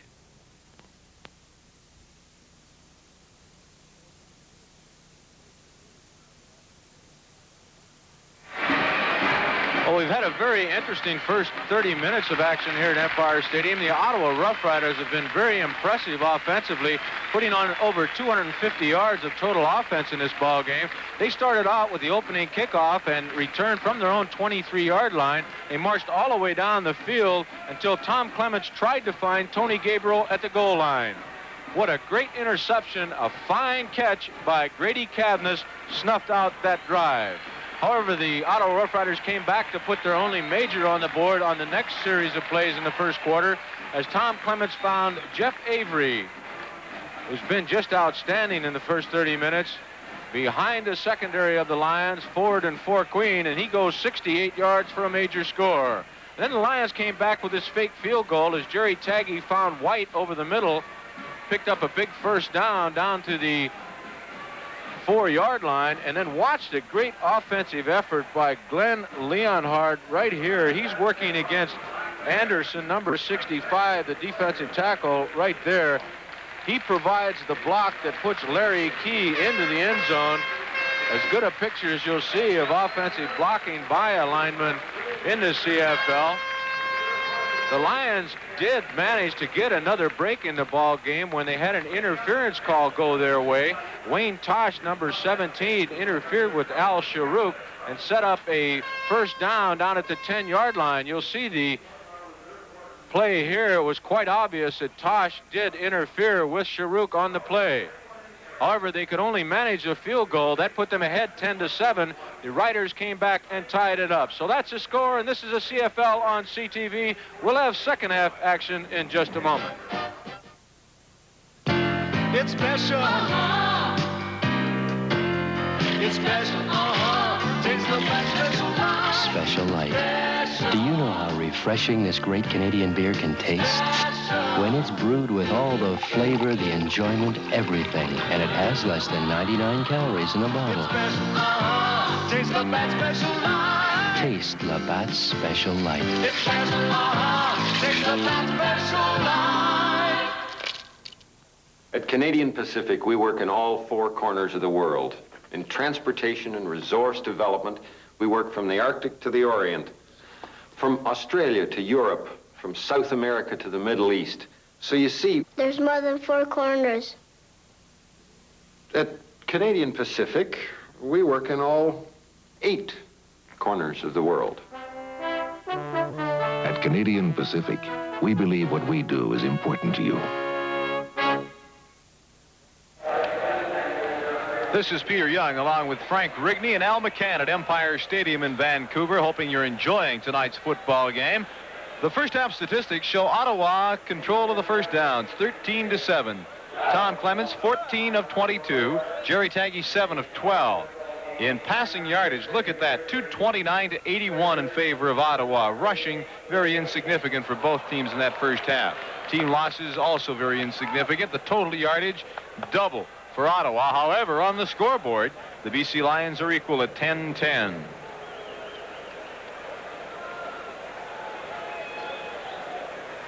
We predicted a very wide-open football game, Peter. As you can see from those stats, the Ottawa Rough Riders put the ball in the air 22 times, and I don't think that's going to slow down. I think Clements, or if Holloway gets in the ball game, will continue to throw the ball almost every play. It's a crisp, cool night in Vancouver, very clear. It's always clear, Peter, in the Evergreen playground. Which is an oddity for this time of the year. Tom Clements on the sideline. It will be the Ottawa Rough Riders kicking to the BC Lions. Leon Bright and Larry Key, and it is Key that has the ball and some sideline. Gets up to the 35, and that's about it. Actually marked him at the 37-yard line. So it'll be 1st and 10 at the 37. A 25-yard kick return by Larry Key. And a 55-yard kick by J.T. Hay. Tell you, watch the hit that Sam Britch gets right in front of Larry Key here. He's number 45. Just destroyed his man. He was right there. Gave Key a little bit more room. They get a first down at their own 36. High formation. Jerry Taggy, pitch out. It's the reverse. And Leon Bright gets a block there. Glassford's closing him down. He gets by another man and steps out of bounds, and a flag gets thrown. Ken Downing took the shot out of bounds, and that'll cost him 15. Well, we talked about wide open football, and thanks to Freddie Fleming, our ISO director again, we've got a good shot of Bright coming around on that reverse. You'll see Downing make the hit out of bounds there. Bright was clearly a couple yards off the playing field. That moves the ball all the way up to the 53-yard line for the BC Lions. Really only picked up a couple of yards on the play, but when he added the 15 to it, it brings the ball all the way, as Frank mentioned, up to the 53. First down again. 10-10 tie just into the second half. That's John Henry White, and he will get inside Ottawa territory to their 51-yard line. And that will be a gain of 6 yards.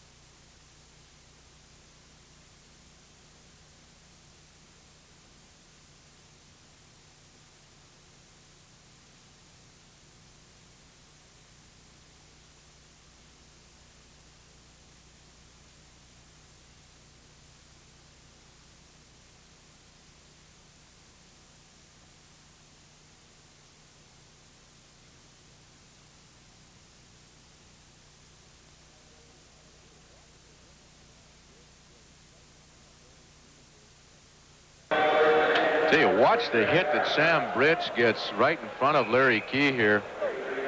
He's number 45. Just destroyed his man. He was right there. Gave Key a little bit more room. They get a first down at their own 36. High formation. Jerry Taggy, pitch out. It's the reverse. And Leon Bright gets a block there. Glassford's closing him down. He gets by another man and steps out of bounds, and a flag gets thrown. Ken Downing took the shot out of bounds, and that'll cost him 15. Well, we talked about wide open football, and thanks to Freddie Fleming, our ISO director again, we've got a good shot of Bright coming around on that reverse. You'll see Downing make the hit out of bounds there. Bright was clearly a couple yards off the playing field. That moves the ball all the way up to the 53-yard line for the BC Lions. Really only picked up a couple of yards on the play, but when he added the 15 to it, it brings the ball all the way, as Frank mentioned, up to the 53. First down again. 10-10 tie just into the second half. That's John Henry White, and he will get inside Ottawa territory to their 51-yard line. And that will be a gain of 6 yards. It'll be 2nd and 4. Ricky Ellis brings in the play that Vic Rapp would like Jerry Taggy to call. Usually Rapp leaves it up to Jerry to call most of the plays, sometimes offers some suggestions. Taggy's played very well the last month. All kinds of protection. Taggy throws for Sharuk. Let's see who's got the ball. I'll make that Ken Downing has the ball. And that is the interception. Ken Downing. They rule him down at that point at the 7-yard line. So Downing now has 7 and leads the team. That ball really wasn't thrown very well by Jerry Taggy. You see him get back there, sets up, almost has to go forward 2 or 3 steps and to try to put something on this one. And you can see it wobbling in the air as Downing goes back, makes a fine catch on the play. His 7th interception of the season. And of course, as we mentioned earlier in the telecast, Downing was a BC Lion in the training camp at Courtney, BC here. A great find for the Ottawa Rough Riders. First down for Ottawa. Tom Clemens stays in at quarterback. Hands to Mike Murphy. Murphy might not get back to the line of scrimmage. Funny why they keep running to their right, Peter, because Glenn Jackson and Louis Richardson have been the outstanding defensive players for the Lions so far in this ball game. Jackson, of course, number 37 at linebacker, and Lou Richardson, 77 at that left defensive, I should say defensive end, number 77. You know, Ottawa wanted to rest Jeff Turcotte, 67, and Don Smith, 64. And that's what they've done so far. And the two replacements, Doug McGee and Ray Honey, a couple of Canadian kids, done very well. Over the middle. Good defensive play by Doug Carlson as he knocks the ball through the fingertips of Tony Gabriel. And a punting situation. A little pressure applied to Tom Clements this time with the blitz coming in once again. Attempting to hit Tony Gabriel. See Glenn Jackson, number 37, coming from that linebacking spot. Murphy.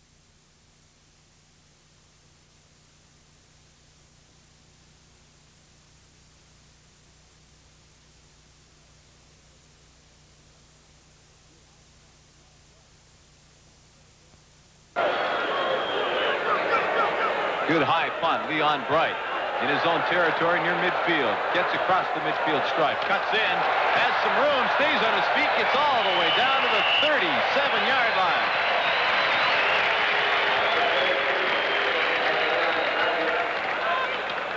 See, Pete Stenerson, number 23, finally makes this stop, and I don't even think he realized that he made the tackle. Watch it. Here's Bright going to his left side. Stenerson is number 23. 32-yard return. They place the ball at the 36-yard line. Leon Bright back off the injured list. Did not play 2 weeks ago when the BC Lions beat the Edmonton Eskimos at Commonwealth Stadium. Canada's where we'll be next week, by the way. Rookie of the year of 1977. Keithley throws it up, almost intercepted. Gary Keithley into the lineup. He had real pressure from Mike Finucci. Mike Finucci, you'll see him come from the bottom of your screen here. Keithley just wanting to set up a quick screen to the outside, I believe, to Bright, but Finucci's right in there, almost has an interception. Keithley has to bat it away from him. You know what? There's another case, too, where it's hard to tell. That could have been a backwards pass, in which case it was a lateral, in which case that's a loose ball. Yes. Second down, it's 10. And we have that change in quarterback. Gary Keithley coming in to replace Jerry Taggy. Ace backfield. Keithley throws over the middle. And Jimmy Young had it but could not hang on as he was hit by Peter Kreppen, number 10. I don't know if Kreppen got a hand on this ball or not. It looked like Keithley delivered it extremely well to Young. Well, I guess he did. He got that left arm in there in between Jimmy's attempt to make the reception, but Keithley put a lot on that ball. The long field goal attempt by Lou Pasaglia. At least they'll line up that way. Placing the ball at the 43 is Jerry Taggy. Kick is up. Wide to the left. Mike Nelms, thinking about running it out, now decides rather wisely that it would not be the best move. Gives up a single point. So the BC Lions regain the lead. The score, the Lions 11, the Rough Riders 10. The CFL on CTV continues in a moment. This is the premiere performance of the unique Algoma Steel Symphony. Brought to you by Canadian Pacific, of particular interest to the various instruments. The seamless steel pipe, light rails and heavy rails, ingots, blooms, billets, and slabs, forged grinding balls, the white flange beam, hot or cold roll sheet, and strip steel, and the ever-popular plate steel. As you can see, harmonious variety is the keynote of the Algoma Steel performance. At Canadian Pacific, keeping in tune with customers' needs is very important to us. That's why we think our subsidiary Algoma makes such beautiful music in the steel business. At Canadian Pacific, we believe what we do is important to you. Ottawa punter Gerald Kunick practicing the dropping of the ball on the sideline. Very important that you keep it straight when you're doing that. Otherwise, the ball does funny things. John Anderson, number 65, second-year man of Elkhorn, 6'3", 240, having some equipment adjusted. It's first down for Ottawa. They trail by a single point. Don Clements, a little flip pass to Gabriel. And Gabriel will have very close to a first down. Scales the BC Lions bench.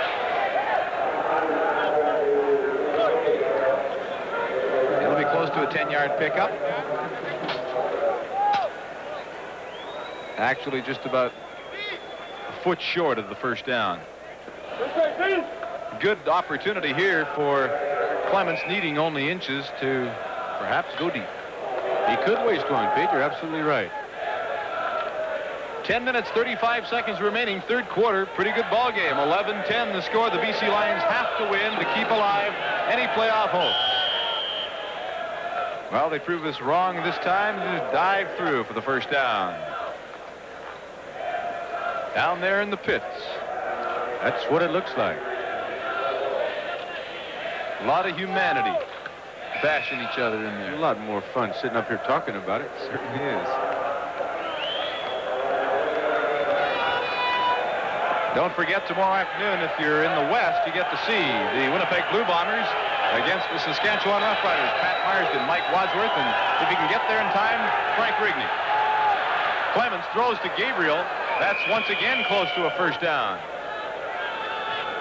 I like that quick roll fake to Art Green, number 20. It just looked like an inside counter play, and then Clements just kept the ball coming out to the outside.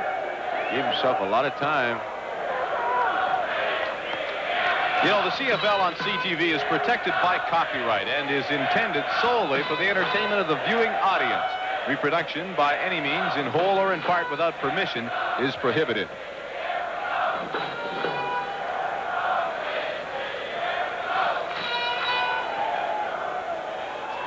And you see the measurement, and it's a first down.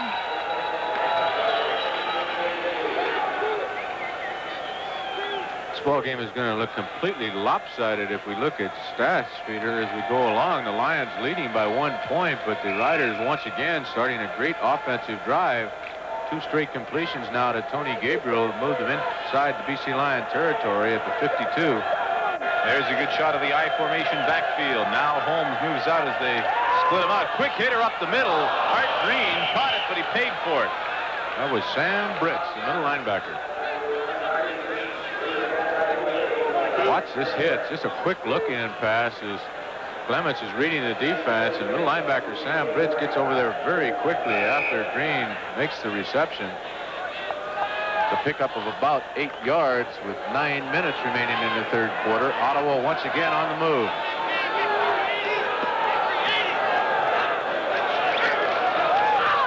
Toss the other way to Gabriel, and he should have a first down. He also attracts 5 defenders.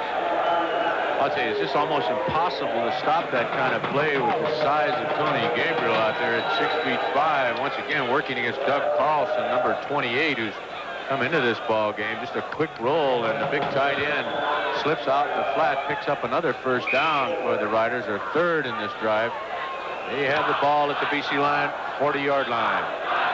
First Gabriel's 5th reception of the ball game. He came into the game at 53, now it's 58. Meaning he trails Joe Poplawski, the leading receiver in the Canadian Football League, by 5. Clements over the middle to Gabriel again. It's kind of hard to stop the passing offense with Tony Gabriel, and one of the things they're doing here, if we start it up, you'll see Sam Britz, the middle linebacker, coming in on a blitz. Stop it there. He's right here. And of course, that leaves the middle wide open as Tony Gabriel just fakes a block and goes to the vacated area right over the middle, where Britz had lined up originally. The pickup is about 7 yards, so the 2nd and 3 for the Riders. 7 minutes, 40 seconds remaining.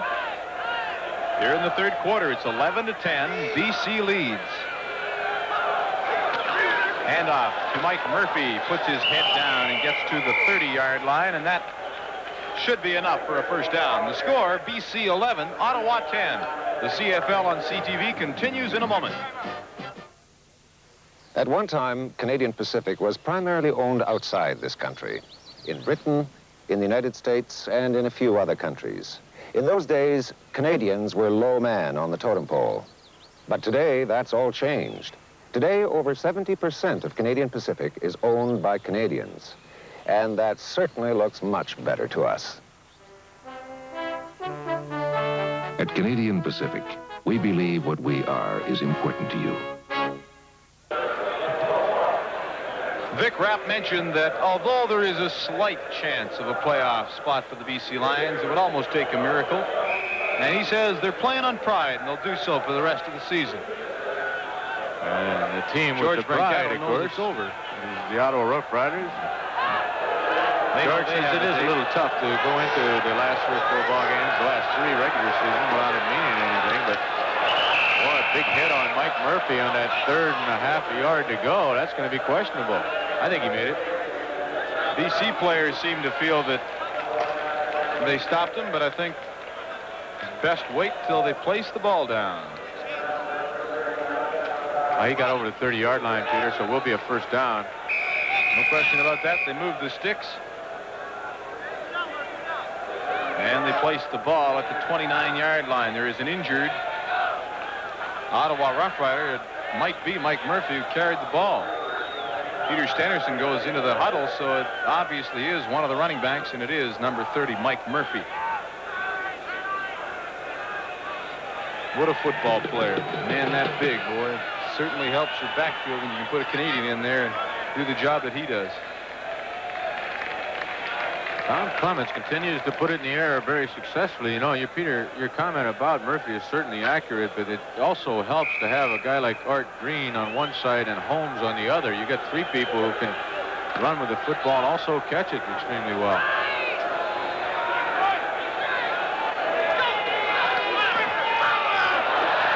That one was tipped at the line intended for Gabriel. 6 minutes, 37 seconds remaining. It'll be 2nd and 10. Gabe just going on that quick pattern to the outside. The one that we mentioned is so difficult to defend against. Ball tipped by the front 4 of the Lions. I didn't pick out who it was. I think maybe it was Frank Landy, number 78. The 10th play of this current Ottawa drive. 2nd and 10. Clemens, quick drop. Over the middle, batted away. And a flag down. Grady Cavness, I believe, is going to be called. I tell you, he had to hurry that when Sam Britz was coming on a blitz up the middle and almost got to him. You'll see Britz coming up right through this area. You stop it right there. Britz really comes in almost clean as Pomerico, number 58, or I should say number 58. Pomerico is number 56. That's Doug McGee, 58, misses him. Now you'll see your interference call. See if we can pick it up better from this angle. Grady Cavness, number 32, is the man that was charged with the penalty. They say he was on. Had the left hand on. He had a hand around his waist. 1st and 10 at the 15. And up the middle goes Mike Murphy. Gets inside the 15, down to about the 14-yard line. It'll be a gain of 3 yards. 2nd down and 7. Well, they just continue to maintain possession of the football. The Riders now 5 first downs in this quarter. The Lions have yet to pick up one. We've got just 5:35 remaining in this 3rd quarter. The Lions lead by 1. Clarkson and Green wide right. Clemens slight roll that way, throws back the other way. Who's got that ball? The BC Lions. Ken Hinton with the interception.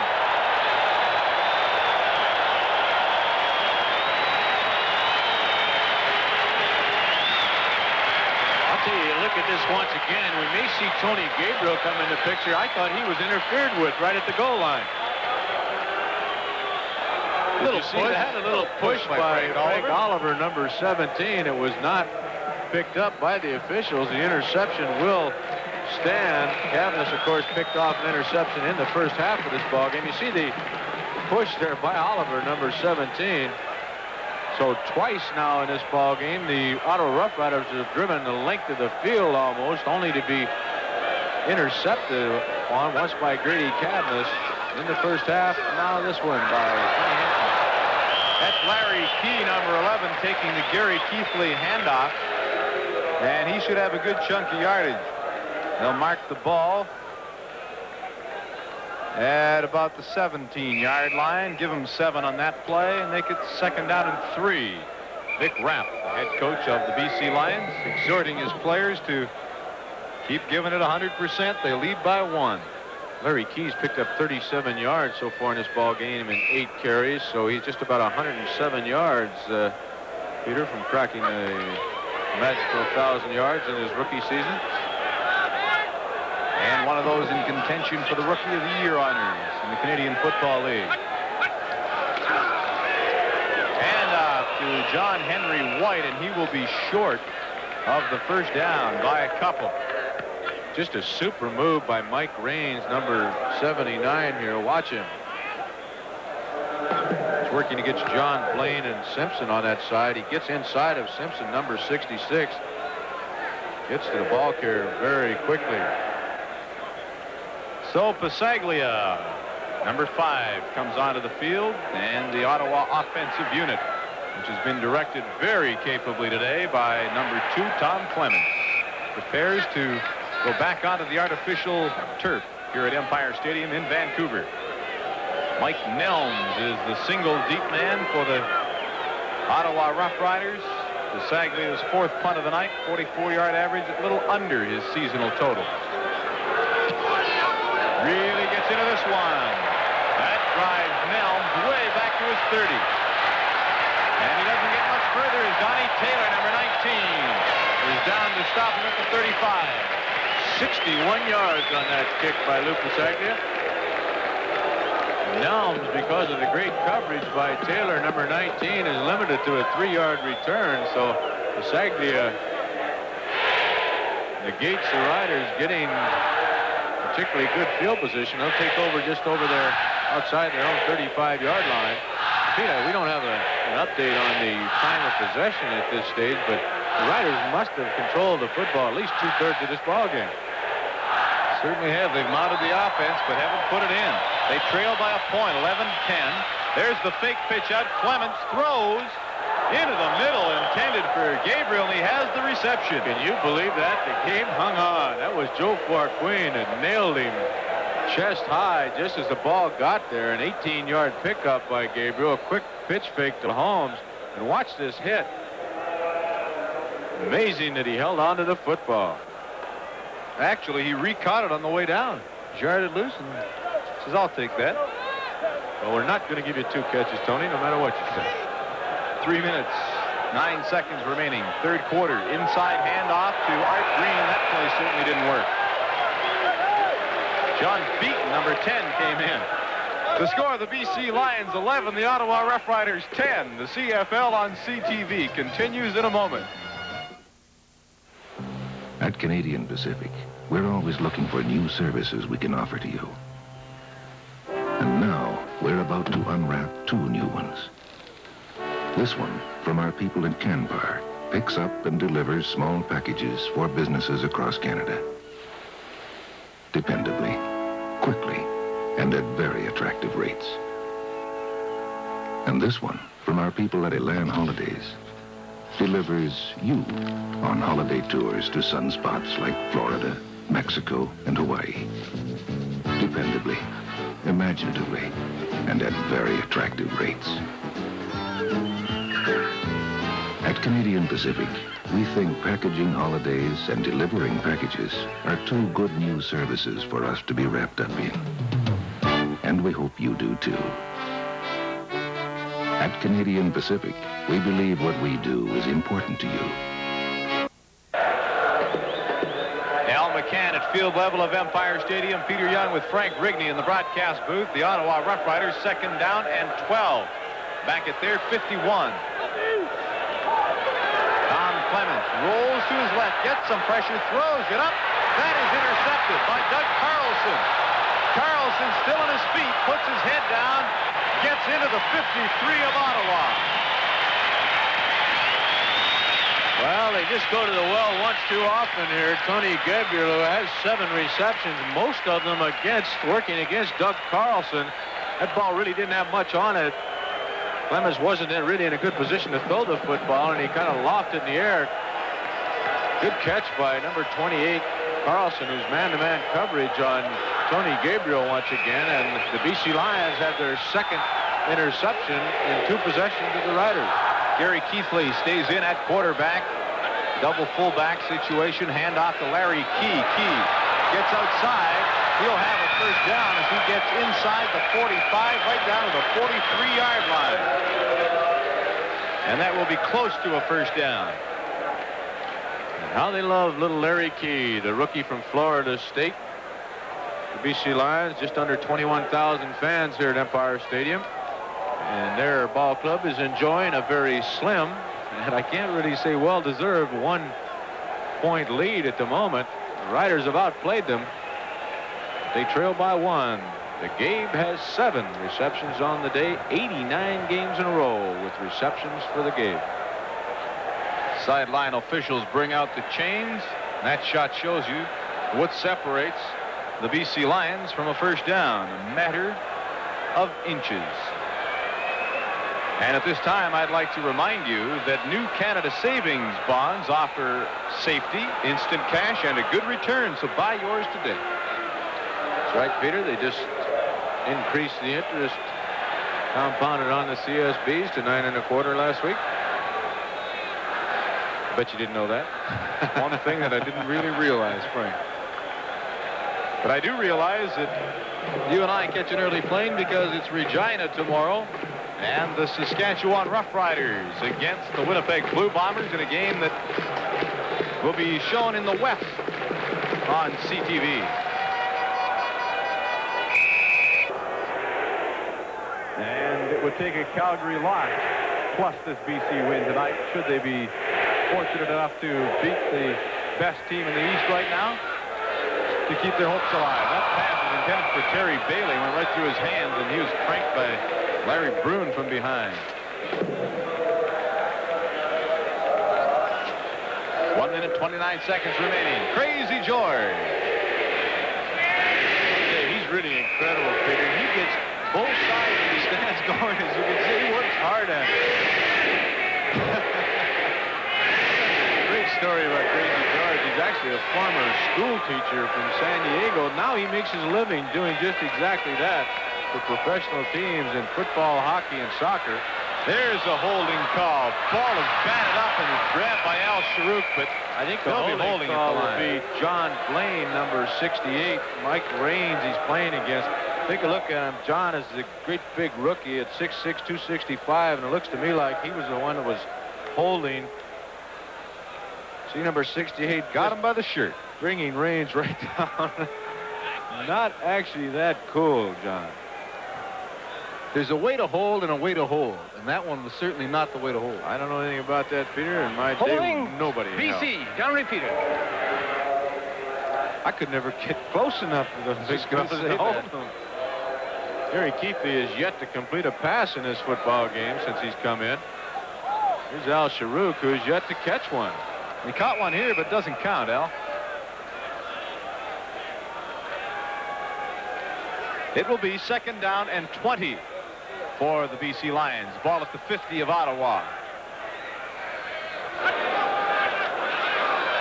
Keithley with all day to throw the ball. Now he's in trouble. Now he gets it back. Over to Larry Key. Key gets back to the original line of scrimmage, stays on his feet, and fights close to a first down. Good effort. Well, I don't know if we lost Al McCann down at field level, but Al, it sounds like the fans are certainly roaring here in Empire Stadium. The insertion of Gary Keithley's got the Lions with a little spark. Well, I'll tell you, they're noisy down here. They're fired up. It's a good football game. The Ottawa Roughriders, I'm surprised they're really concerned, too. They'd like to beat this team. They haven't beaten BC in years. All right, Al, well, we're going to keep you awake from time to time down there. By the way, the weather's beautiful now, you know. After Winnipeg last week, of course, anything feels warm.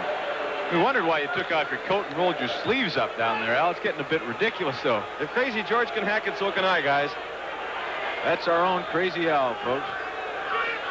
field goal attempt with Jerry Taggy holding will come from the 40-yard line. And it's good.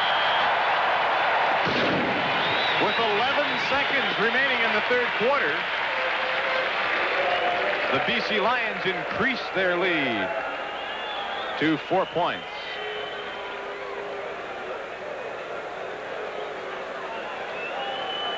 Ottawa will decide to take a chance on a kick return rather than scrimmaging the ball from the 35-yard line. So that brings on the kick team of the Lions and the kick return team of the Rough Riders, which means 22 Mike Nelms and number 20 Art Green back deep. And they're kicking, of course, from the 35 to Sagley because of the field goal. That means the deep receivers also move up about 10.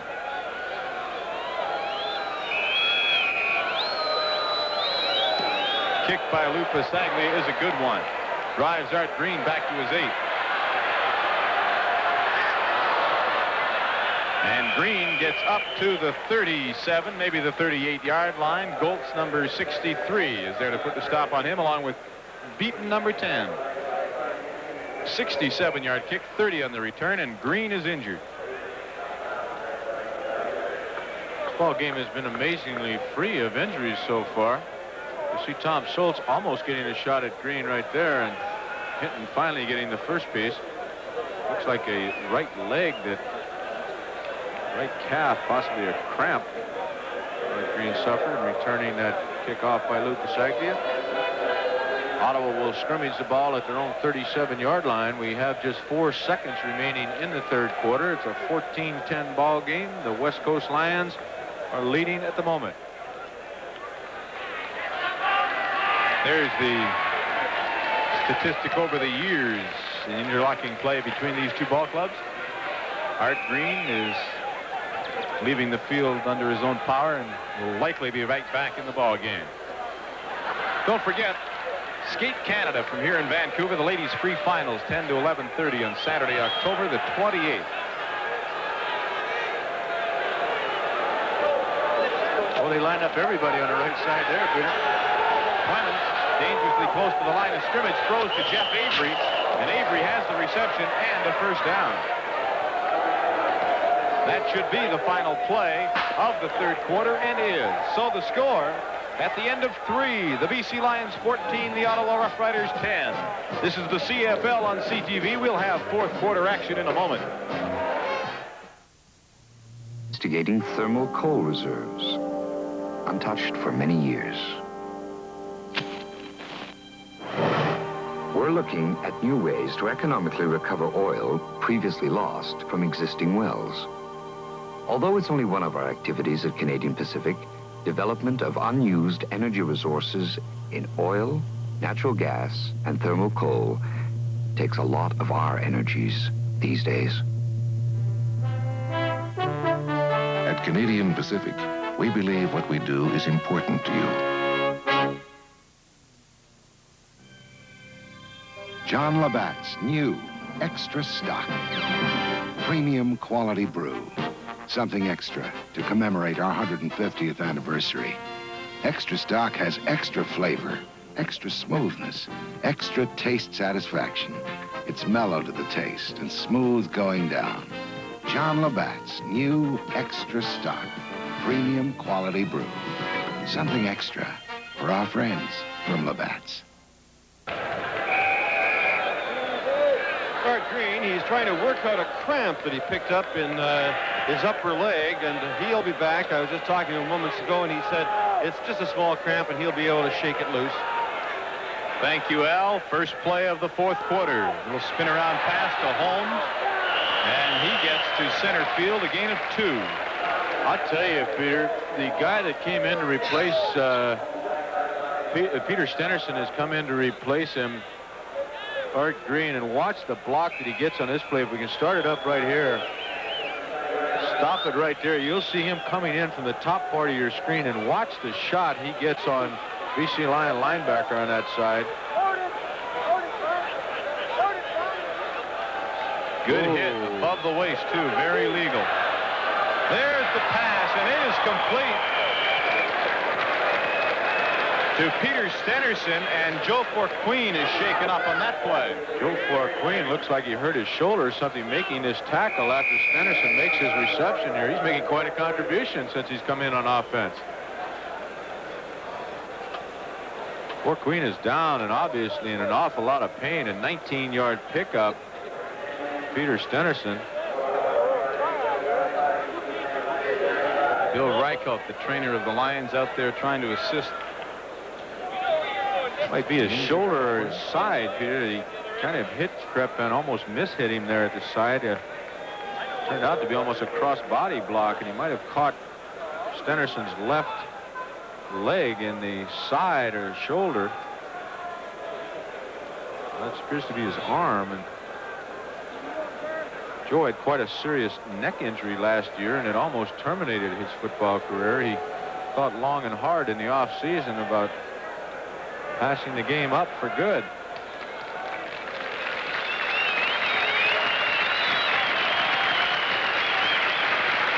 They've already got one man out of their secondary, Devin Ford, who went out with a leg injury early in the ballgame. Forqueen goes out. We don't know if he'll be back. That'll mean John Beaton, number 10, will be in there along with Doug Carlson as we look at the third quarter stats, and you see the complete domination of this football game in terms of total yardage, over double by the Ottawa Rough Riders, as are the first downs, and Tom Clements continues to be hugely successful in the air. 21 of 33 for 301 yards. First down for Ottawa. Ball is at the 36-yard line of BC. The Lions lead by 4. Clements has time, runs out of it, now gets out of the pocket. A flag is down. That is Tony Gabriel, and he is down to the 11-yard line, but there is a flag down. Well, if you ever need proof of the ability of a quarterback to scramble, here it is.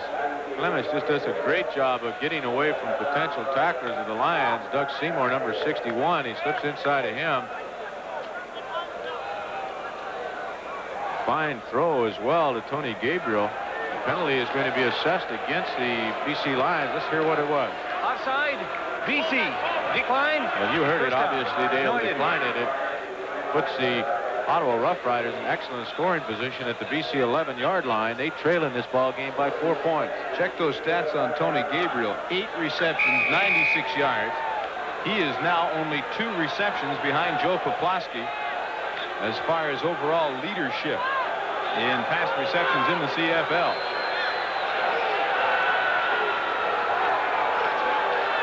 Pitch out. Holmes, number 28, and he will get down to about the 4-yard line.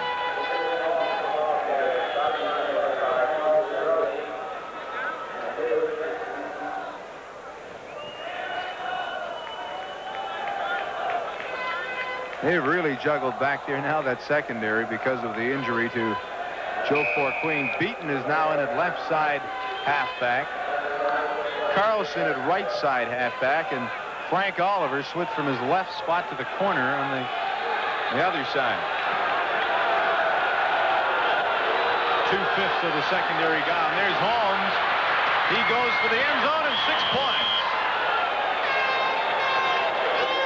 Boy, just an excellent block, and I didn't pick up who it was, but it was Grady Cavness, number 32, the safety, who comes up and tries to fill the hole, was just destroyed right at the line of scrimmage.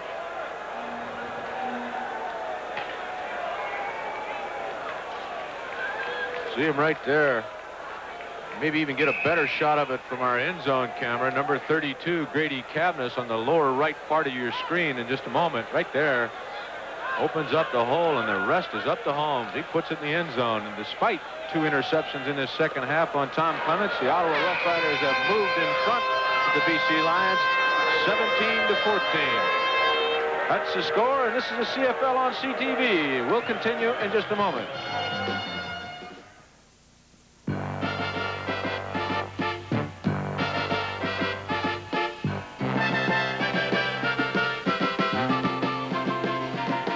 Skidding across the summer green, twist and turn, go in between, flying free across the grass.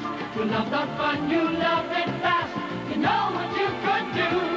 Come on and share a smile or two.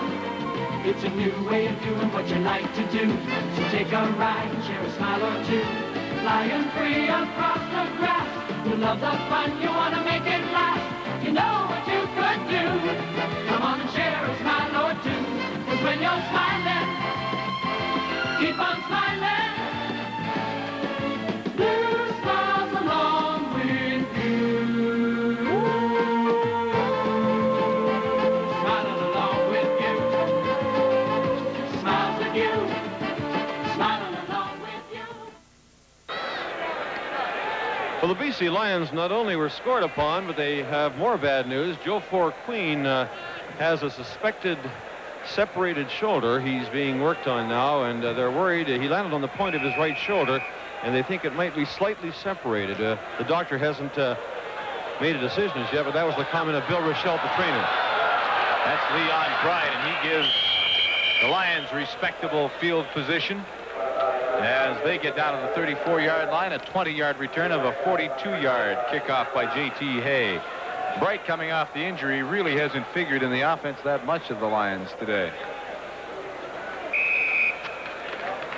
Matter of fact, Peter's only caught one pass for 8 yards, and you see the drive by the Ottawa Rough Riders. They've had a number of drives, but they finally capped that one off with a major score.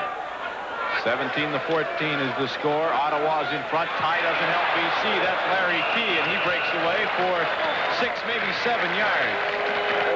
Boy, John Blake, number 68, the right offensive guard, really gets a shot as he pulls around to the left side. Leonhardt also pulls to the left side, but watch the hit on Peter Krepp at number 10. Stop it right there. You can see it being lined up. There's Blake coming, and watch what happens.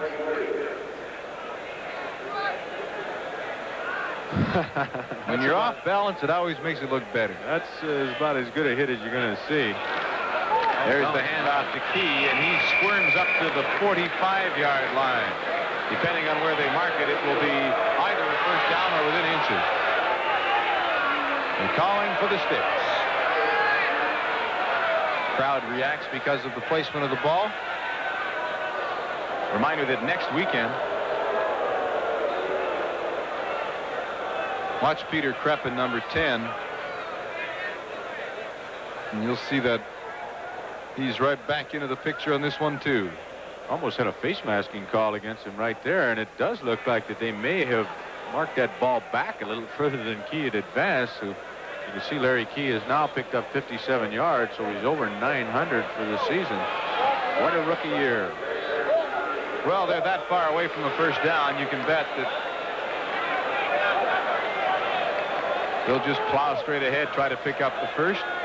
Mind you, now that I've said that, they'll probably throw the bomb. No, I think Keith is going to sneak it. 11 minutes, 41 seconds remaining. Fourth quarter, Ottawa 17, BC 14. The Calgary Stampeders, although it's very late, will be up in Hamilton watching this ball game, knowing that an Ottawa victory would assure them of at least third place, knowing they could still catch Winnipeg for second. On third down, it is going to be close. Keithley took quite a hit on his right side and went down very quickly. It depends where they mark this football. We may have a turnover here. It's going to be extremely close.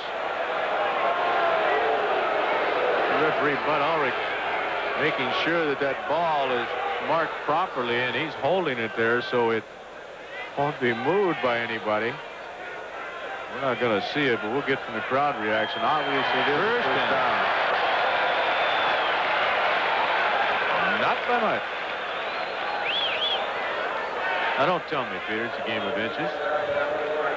I was going to say that, but I fought myself and held back. It's a game of 110-yard field. That's the one thing that's kept the BC Lions really in this ball game. 3 interceptions against Tom Clements, Doug Carlson, Frank Oliver, and Grady Cavness. Larry Key tries one way, goes back the other. He has the first down, gets outside, is pushed out of bounds. Leon Bright was leading the interference for him. He can break a ball game up. Larry Key. 17-yard return. Widger, number 34, Carr, 42. Have a look at them on. I'll tell you, that's a good block by Al Wilson on Mike Widger. And Widger showed that he's just a little bit slow reading those keys. His second football game he's played in that middle linebacking spot. As you heard Al McCann interview him at the end of the first half, that's the second game since he's been in high school that he's ever played that position. Tim Berryman, of course, has played very well there. Not many teams have the Canadian in the middle. That's John Henry White, number 20, going around the right side.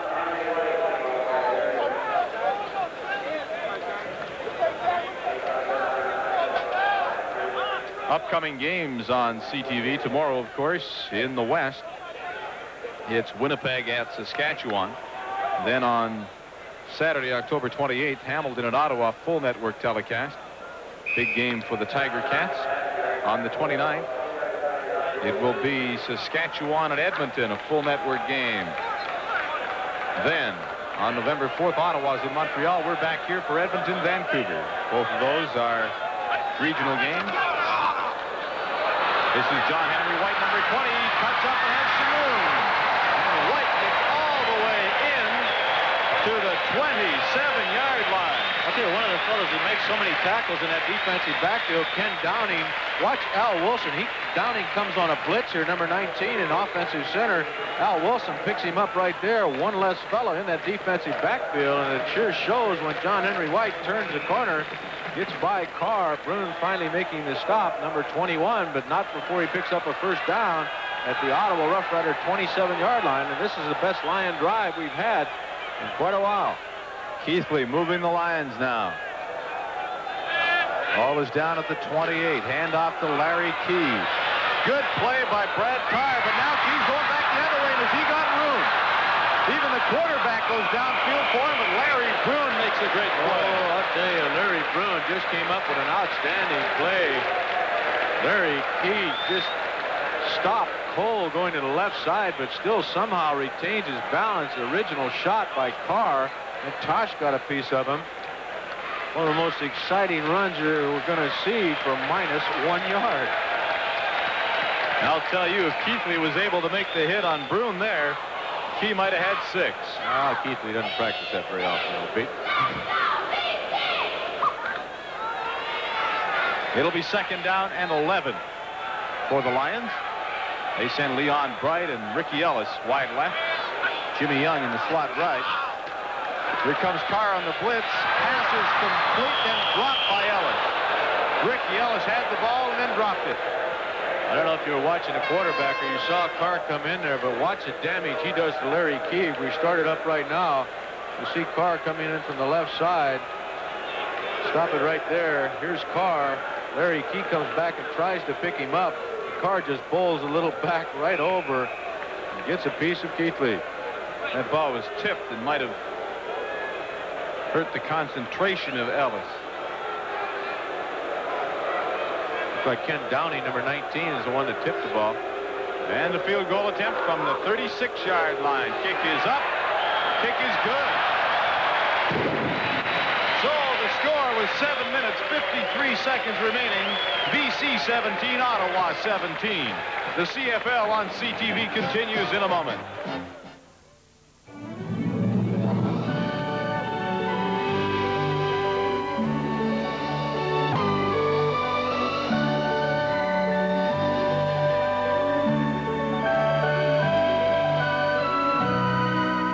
When you're smiling, keep on smiling.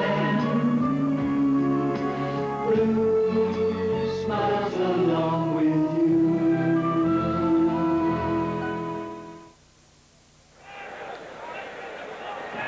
Peter Young, Frank Rigney, and Al McCann. We hope that you're enjoying tonight's telecast. Brad Carr talking to Anderson, 65-42. They know that they have people watching back in Ottawa very interested, and although it's very late out there in the east, we hope you'll stay with us. Exciting ball game, 17-17. That's Holmes, number 28, and he'll only have about 2 yards over right guard. That Lion defense looks like they're really fired up now after that offensive drive that resulted in Lou Pasaglia tying this ball game up. I don't believe it. Gabriel is trying to block on Lou Richardson, a pair of 77s, and he gets a little lost in the crowd. Pardon the interruption, Frank, but I was going to say Joe Forqueen is back in the lineup. That's hard to believe. Look at that yardage by Tom Clements. 345 through the air. He has men in motion both sides. Clements, little flare pass to number 30, Mike Murphy, and Murphy's across the 40, and he'll be short by 4. Good play by Glenn Jackson, turning him to the inside. He also makes a stop, but even if he doesn't, he turned Murphy back to the inside where he's got some help. They'll be 3 or 4 yards short of that first down marker, so the Lions, with 6:44 remaining, will take over the football. And obviously, for any sort of playoff hopes, a tie is no good for the Lions in this ball game. Jim Coode, number 60, fifth-year veteran, right offensive tackle, is injured on the play. Appears to be his right leg.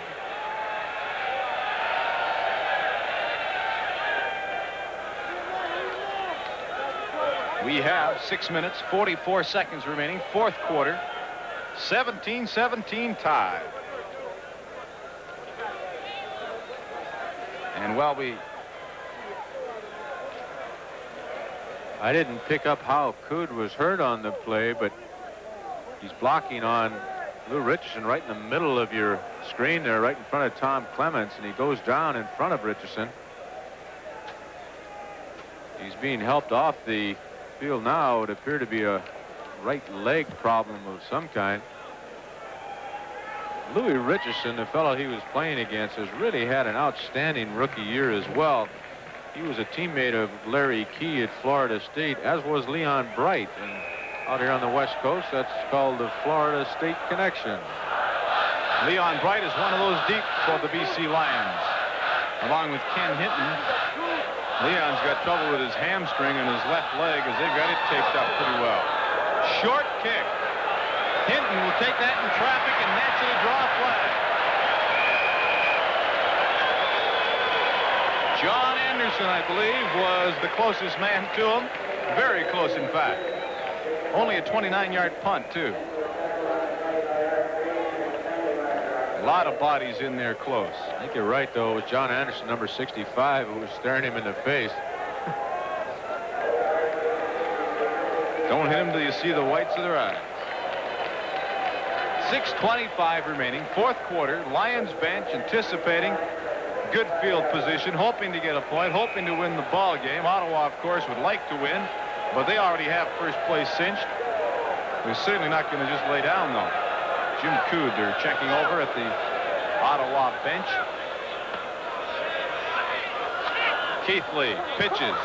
John Henry White cuts back against the flow. Now has some running room and very close to the 45-yard line for a pickup of 9 yards.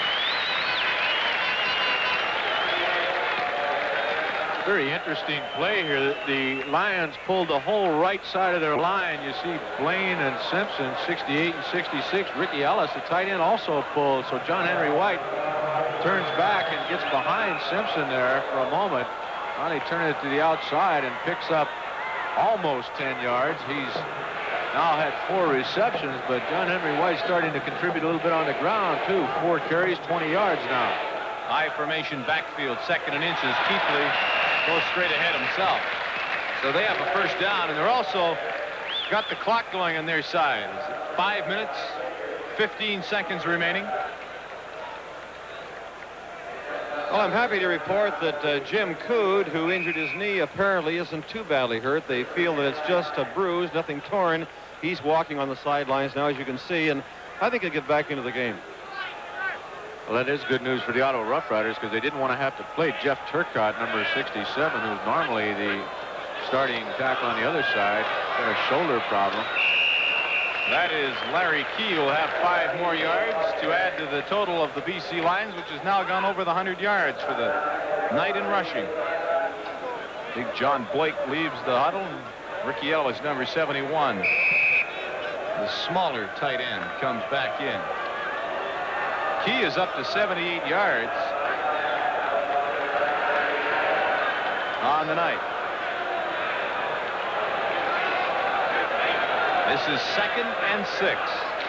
Keithley, there's the blitz. They pick it up. Now Keithley's in trouble and goes down. I tell you, they brought almost everybody. And you see Gary Sands' helmet because he really got wrapped. Couldn't find a receiver. In this situation, you really have to find him quick. You saw John Henry White picking up Brad Carr there, the linebacker, but Carr finally does make the sack on the play. We have an injured Ottawa Rough Rider again, and it is Carr that's down. That is really a big play as far as the Lions are concerned, because it moves them back out of Lou Pasaglia's field goal range, which they desperately need with 4:12 remaining in this tied ball game. Well, there's football out here in Vancouver tonight, but coming up in Vancouver, very important for CTV, Skate Canada 78. Highlights of all the events on Sunday, October the 29th, 9 to 10. That is Pacific time. Also on that date, we'll be in the Commonwealth Stadium to do the Saskatchewan Roughriders against the Edmonton Eskimos. Will it be the last game for Ron Lancaster? Lou Pasaglia, 17 all-time. Low snap. Pasaglia gets a fair kick away. Comes down to Nelms, 22. He is popped out of bounds. Right at the 15-yard line. Frank Oliver, number 17, is there to push him out of bounds. And let's see if Ottawa can go down the field. A tie doesn't help BC as far as playoff hopes are concerned. 35-yard punt there by Pasaglia, not one of his better efforts. 5-yard return. It'll be up to the BC defense. We mentioned a low snap. Watch the bounce. Bucky Dent. He's a good athlete, though. Didn't have any problem at all filling it. Might have set his timing a bit. You're right. That's Mike Murphy. He just bowls people over and has about 7 yards. Out to the 23-yard line. Watch the job that Charlie Brandon, the left tackle, does on middle linebacker Sam Britz. As a matter of fact, 2 or 3 people get a piece of Britz, number 45, but it's Brandon, number 61, who really puts him on his back. And Doug Carlson, 28. The replacement for Devin Ford is in there to make the hit. Big play, second down, 3. A lot of motion. Pitch out. Right into the hands of 28, Richard Holmes. The Lions are there. The score, 17-17, and the CFL on CTV continues in a moment.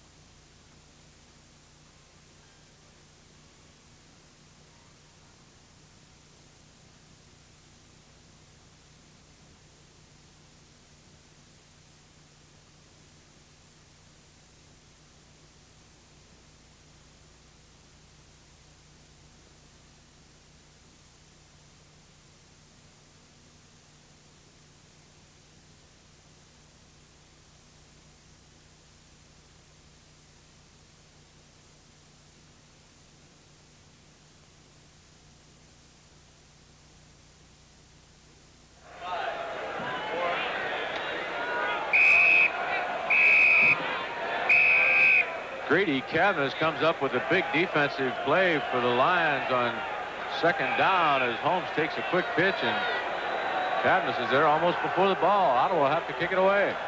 BC should get good field position if they don't fumble. Good kick, high, comes down to Hinton at the 50. Gets inside, runs into traffic, goes down across midfield. So the Lions get the last gasp. 2 minutes, 38 seconds before the end of the ball game. 53 yards separates them from the Ottawa goal line, which they must carry the ball over or kick it over. There's some discussion going on. Peter, Grady Cavness, the captain of the Lions, is out talking to the officials who are now holding a bit of a conference on the playing field. I don't know. It's a flag down. What the penalty was. Not talking to either one of the captains. They're having a conversation among themselves, and a very, very important point in the football game as far as the Lions are concerned, a point in the season as to how this penalty may come out. Well, the Ottawa defensive unit is staying out, and Kunik is staying out, so they aren't going to kick again. Could have been a clip. Let's wait and hear from Bud Ulrich, number 50. He's coming over to talk to somebody now. I have no idea what this confusion is all Back to about. the scorecard. I think maybe we're checking the clock now. That's the timekeeper. A couple of players thrown out of the ball game for rough play. Gold 63. Don Smith. Smith. 64. Don Smith hasn't played that much. Now he gets himself thrown out. Number 64. There he is. Of Ottawa. See that confrontation. 63. Goltz of BC. They exchanged something that got him thrown out. Well, it's not any penalties in any respect, and the Lions will take over the football at Ottawa's 53-yard line. They've got to get at least 1 or 2 first downs to get into inside Lucas Aglia's field goal range. 2:38 remaining. But he could punt it in for the single point also, Frank, and you can bet that they'll have Kunik in the end zone to kick it right back out if that's what happens. Could be an exciting finish. First down at the 53. Jerry Taggy back in the ballgame. Hands to Larry Key. Key gets outside. Good effort for the first down.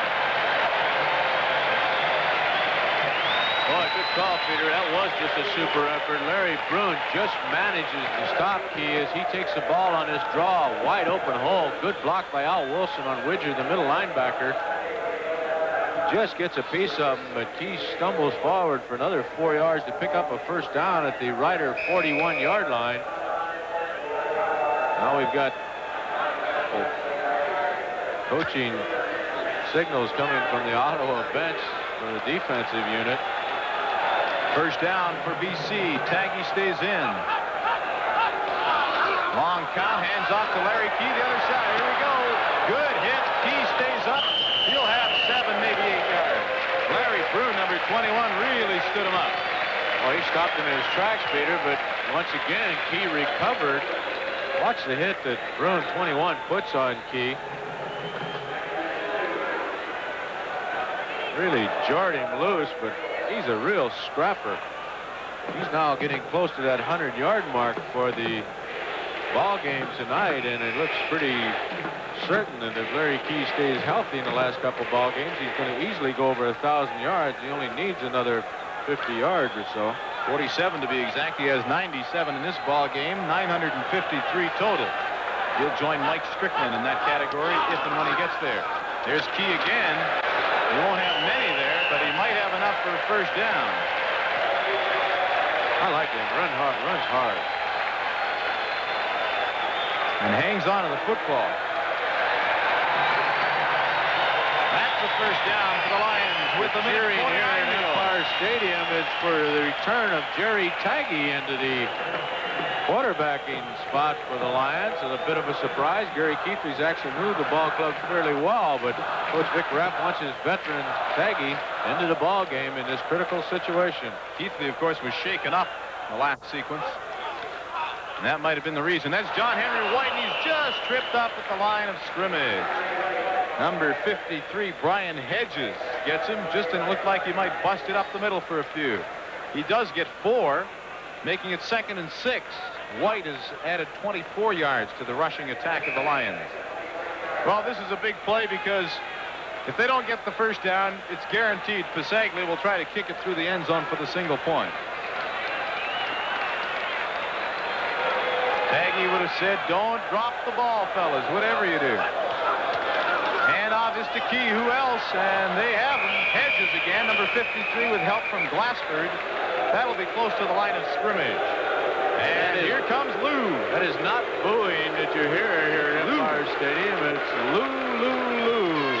He's coming in with a kicking tee, so obviously the Lions are going to go for a field goal. I think that's why they ran that play, to get the ball over into the middle of the field or as close as they can. They've got it in a perfect spot for Lucas Aglia. The kick attempt should come from about the 34, 33-yard line, well within Pisaglia's range, obviously. And the big thing is he gets the distance. Even if he does miss it, a single point would put them ahead.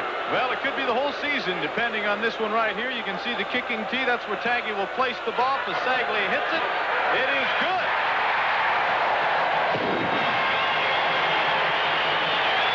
And the Lions go ahead. Only 52 remaining in this ball game, and Lou is the cry here at Empire Stadium. There's the minute flag, and there's a pretty happy BC Lions bench. They aren't really celebrating because they know it's still a long shot for them to make the playoffs. Well, Calgary would have to lose. They're doing what they have to do, That's though, right. Peter, and that's win the ball games, and that's all they can do at this point. And I'm sure that Vic Rapp is more concerned with that than he can be with what happens to Calgary. It's not over yet. Tom Clements. Oh, he can move. Now he decides to keep the ball. He'll go out of bounds. And will go out of bounds very close to the first down with 43 seconds remaining. Let's not forget that if they get in field goal range, J.T. Hay could be the one that decides this one. Hay's longest of the year is from 48, so they have to get to the 40 at least for him to have a good shot at it. Clements very wisely stepping out of bounds at the 40-yard line, 45-yard line. Well, a good team like Ottawa won't give up. Here's Frank Landy, and that's an incomplete forward pass. Landy really put pressure on. Art Green tripped over one of his offensive linemen. I believe it was Frank Pomerico, number 56, a right offensive guard. I think that's why he dropped the football. It'll be 2nd and 10 for Ottawa now. 39 seconds remaining in the ball game. Ball's at the 45 of Ottawa. 2nd down and 10.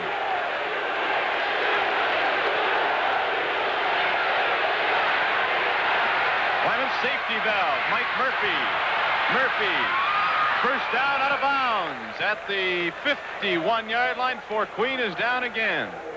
That same shoulder, but he shakes it off and comes back in. Boy, I didn't think he was going to get up the way he went down there. Murphy very wisely was stepping out of bounds, and Fort Queen just got a piece of him.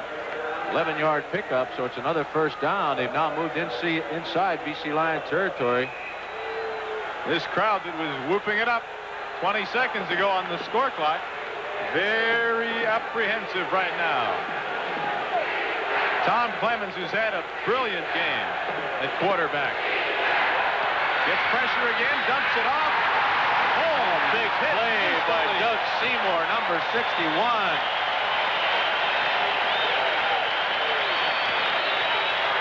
Seymour almost seems to be laying for this spot, this screen pass to the outside. You see him there on that right defensive end spot. He reads screen almost immediately as Richard Holmes just slipped to the outside, and a big defensive play by Seymour. They need another one. Flag goes down. Glenn Leonhard, who's in there on the defensive line after the ejection of Rick Golt, seems to think it's against Ottawa. Motion call against the Riders. I think it'll obviously They'll be declined because it'll create a 3rd down and about 20 yards, 18 yards, as you see on the scoreboard here with 22 seconds remaining. And this is it for the Ottawa Rough Riders. They've got to pick up a first down here. George Brancato looks on from the sideline, knowing that he's going to go, hoping that Tom Clements can come up with the play that'll bring them 20 yards, which is what they need for a first down exactly. I think they might be looking for Gabriel once again. I think Freddie Fleming will be. He's caught 8 for 96 yards in this ball game. Gets the drop, fires a wobbler up the middle. Fort Queen knocks it down. So reminiscent of the Western semifinal game in 1977, where Joe Fort Queen went up to bat down a Winnipeg attempted long pass in the dying moments of the ball game, and Joe's the man on the spot once again. The Lions are going to go away from the ballpark tonight with their 2nd straight victory over a first-place ball club. They, of course, beat the Edmonton Eskimos in Commonwealth Stadium last week, a game that you saw on the CTV network, and now they've beaten the Eastern champions, the Ottawa Rough Riders, 17 for Ottawa, 20 for the Lions. Jerry Taggy steps down and takes the 2-yard loss. Very happy to do so. He'll also let the clock run out on this next play and do the same thing. And a very joyous BC Lion bench. Whooping it up. They turn around. What a game for that number 11, Larry Key. The time has expired. Taggy will bend down. There's no hitting that goes on there. The gun goes. And the score, the final score, the BC Lions 20. The Ottawa Rough Riders 17. This is the CFL on CTV. We'll return with our summary in a moment.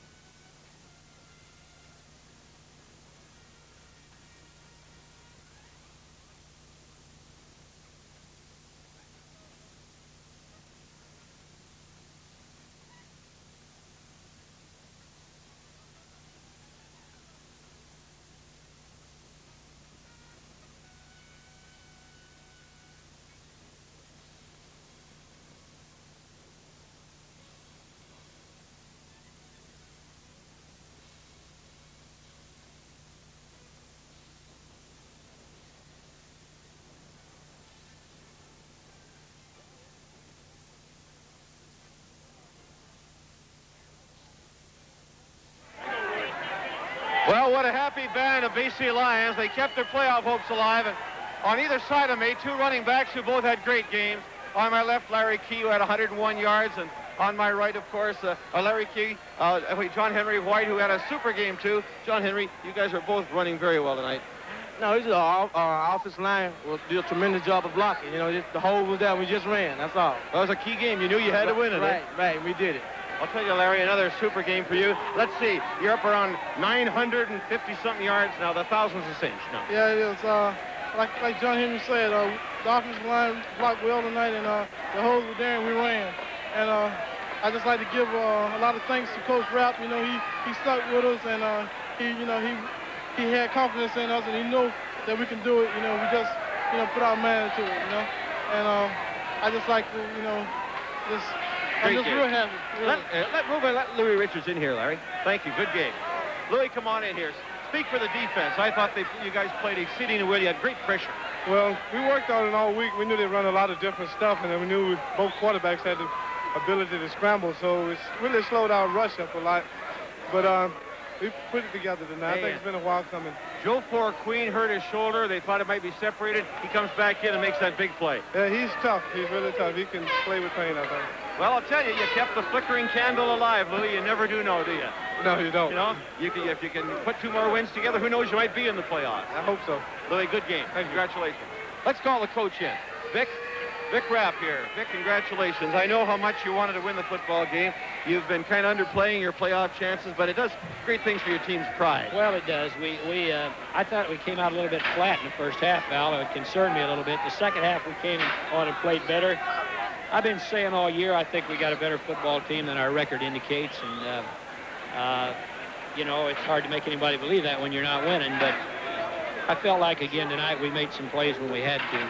You know, with your defensive team, Vic, it looked to me like it was the old case. They bent a little, but they didn't break. Ottawa ran up a lot of statistics, but not very many points. They did bend a lot, that's for sure, and they controlled the ball on us much too much in the first half. We probably should have run the football a little more than we did offensively. We leaned maybe a little too much to the pass until we got in an area where we wanted to run and needed to run. And maybe we should have run a little more earlier because Larry was moving well tonight, as was John. Yeah, they both ran very well. You know, your defensive team came up with very critical interceptions. They did. They came up with big plays, 2 in the end zone, which kills scoring drives. Of course, that's really the difference in the ball game. Golly, I thought you'd lost Joe Queen to a shoulder injury. He comes back and makes that key play. Did a good job. He does have a slight separation, but he's a tough guy for us. Tell me now, Vic, I guess you have to do the old cliche, a game at a time now. Right now, you have to sit back and say, okay, Hamilton, do your thing, eh? Yeah, well, you know, we want to make the playoffs. That's the reason everybody plays. But I think we're playing a little more than playoffs now because I think our guys, some of them got to do personal things that they have to prove because we haven't exactly burned the world up this year, you know. And I think it's down to a point where playoffs or not, they're going to play tough for personal pride. I really feel that way. Do you think there's an advantage playing a team that had first place locked up? Do you think they didn't seem to let up a lot? They wanted to win. They haven't beaten you guys in years. Well,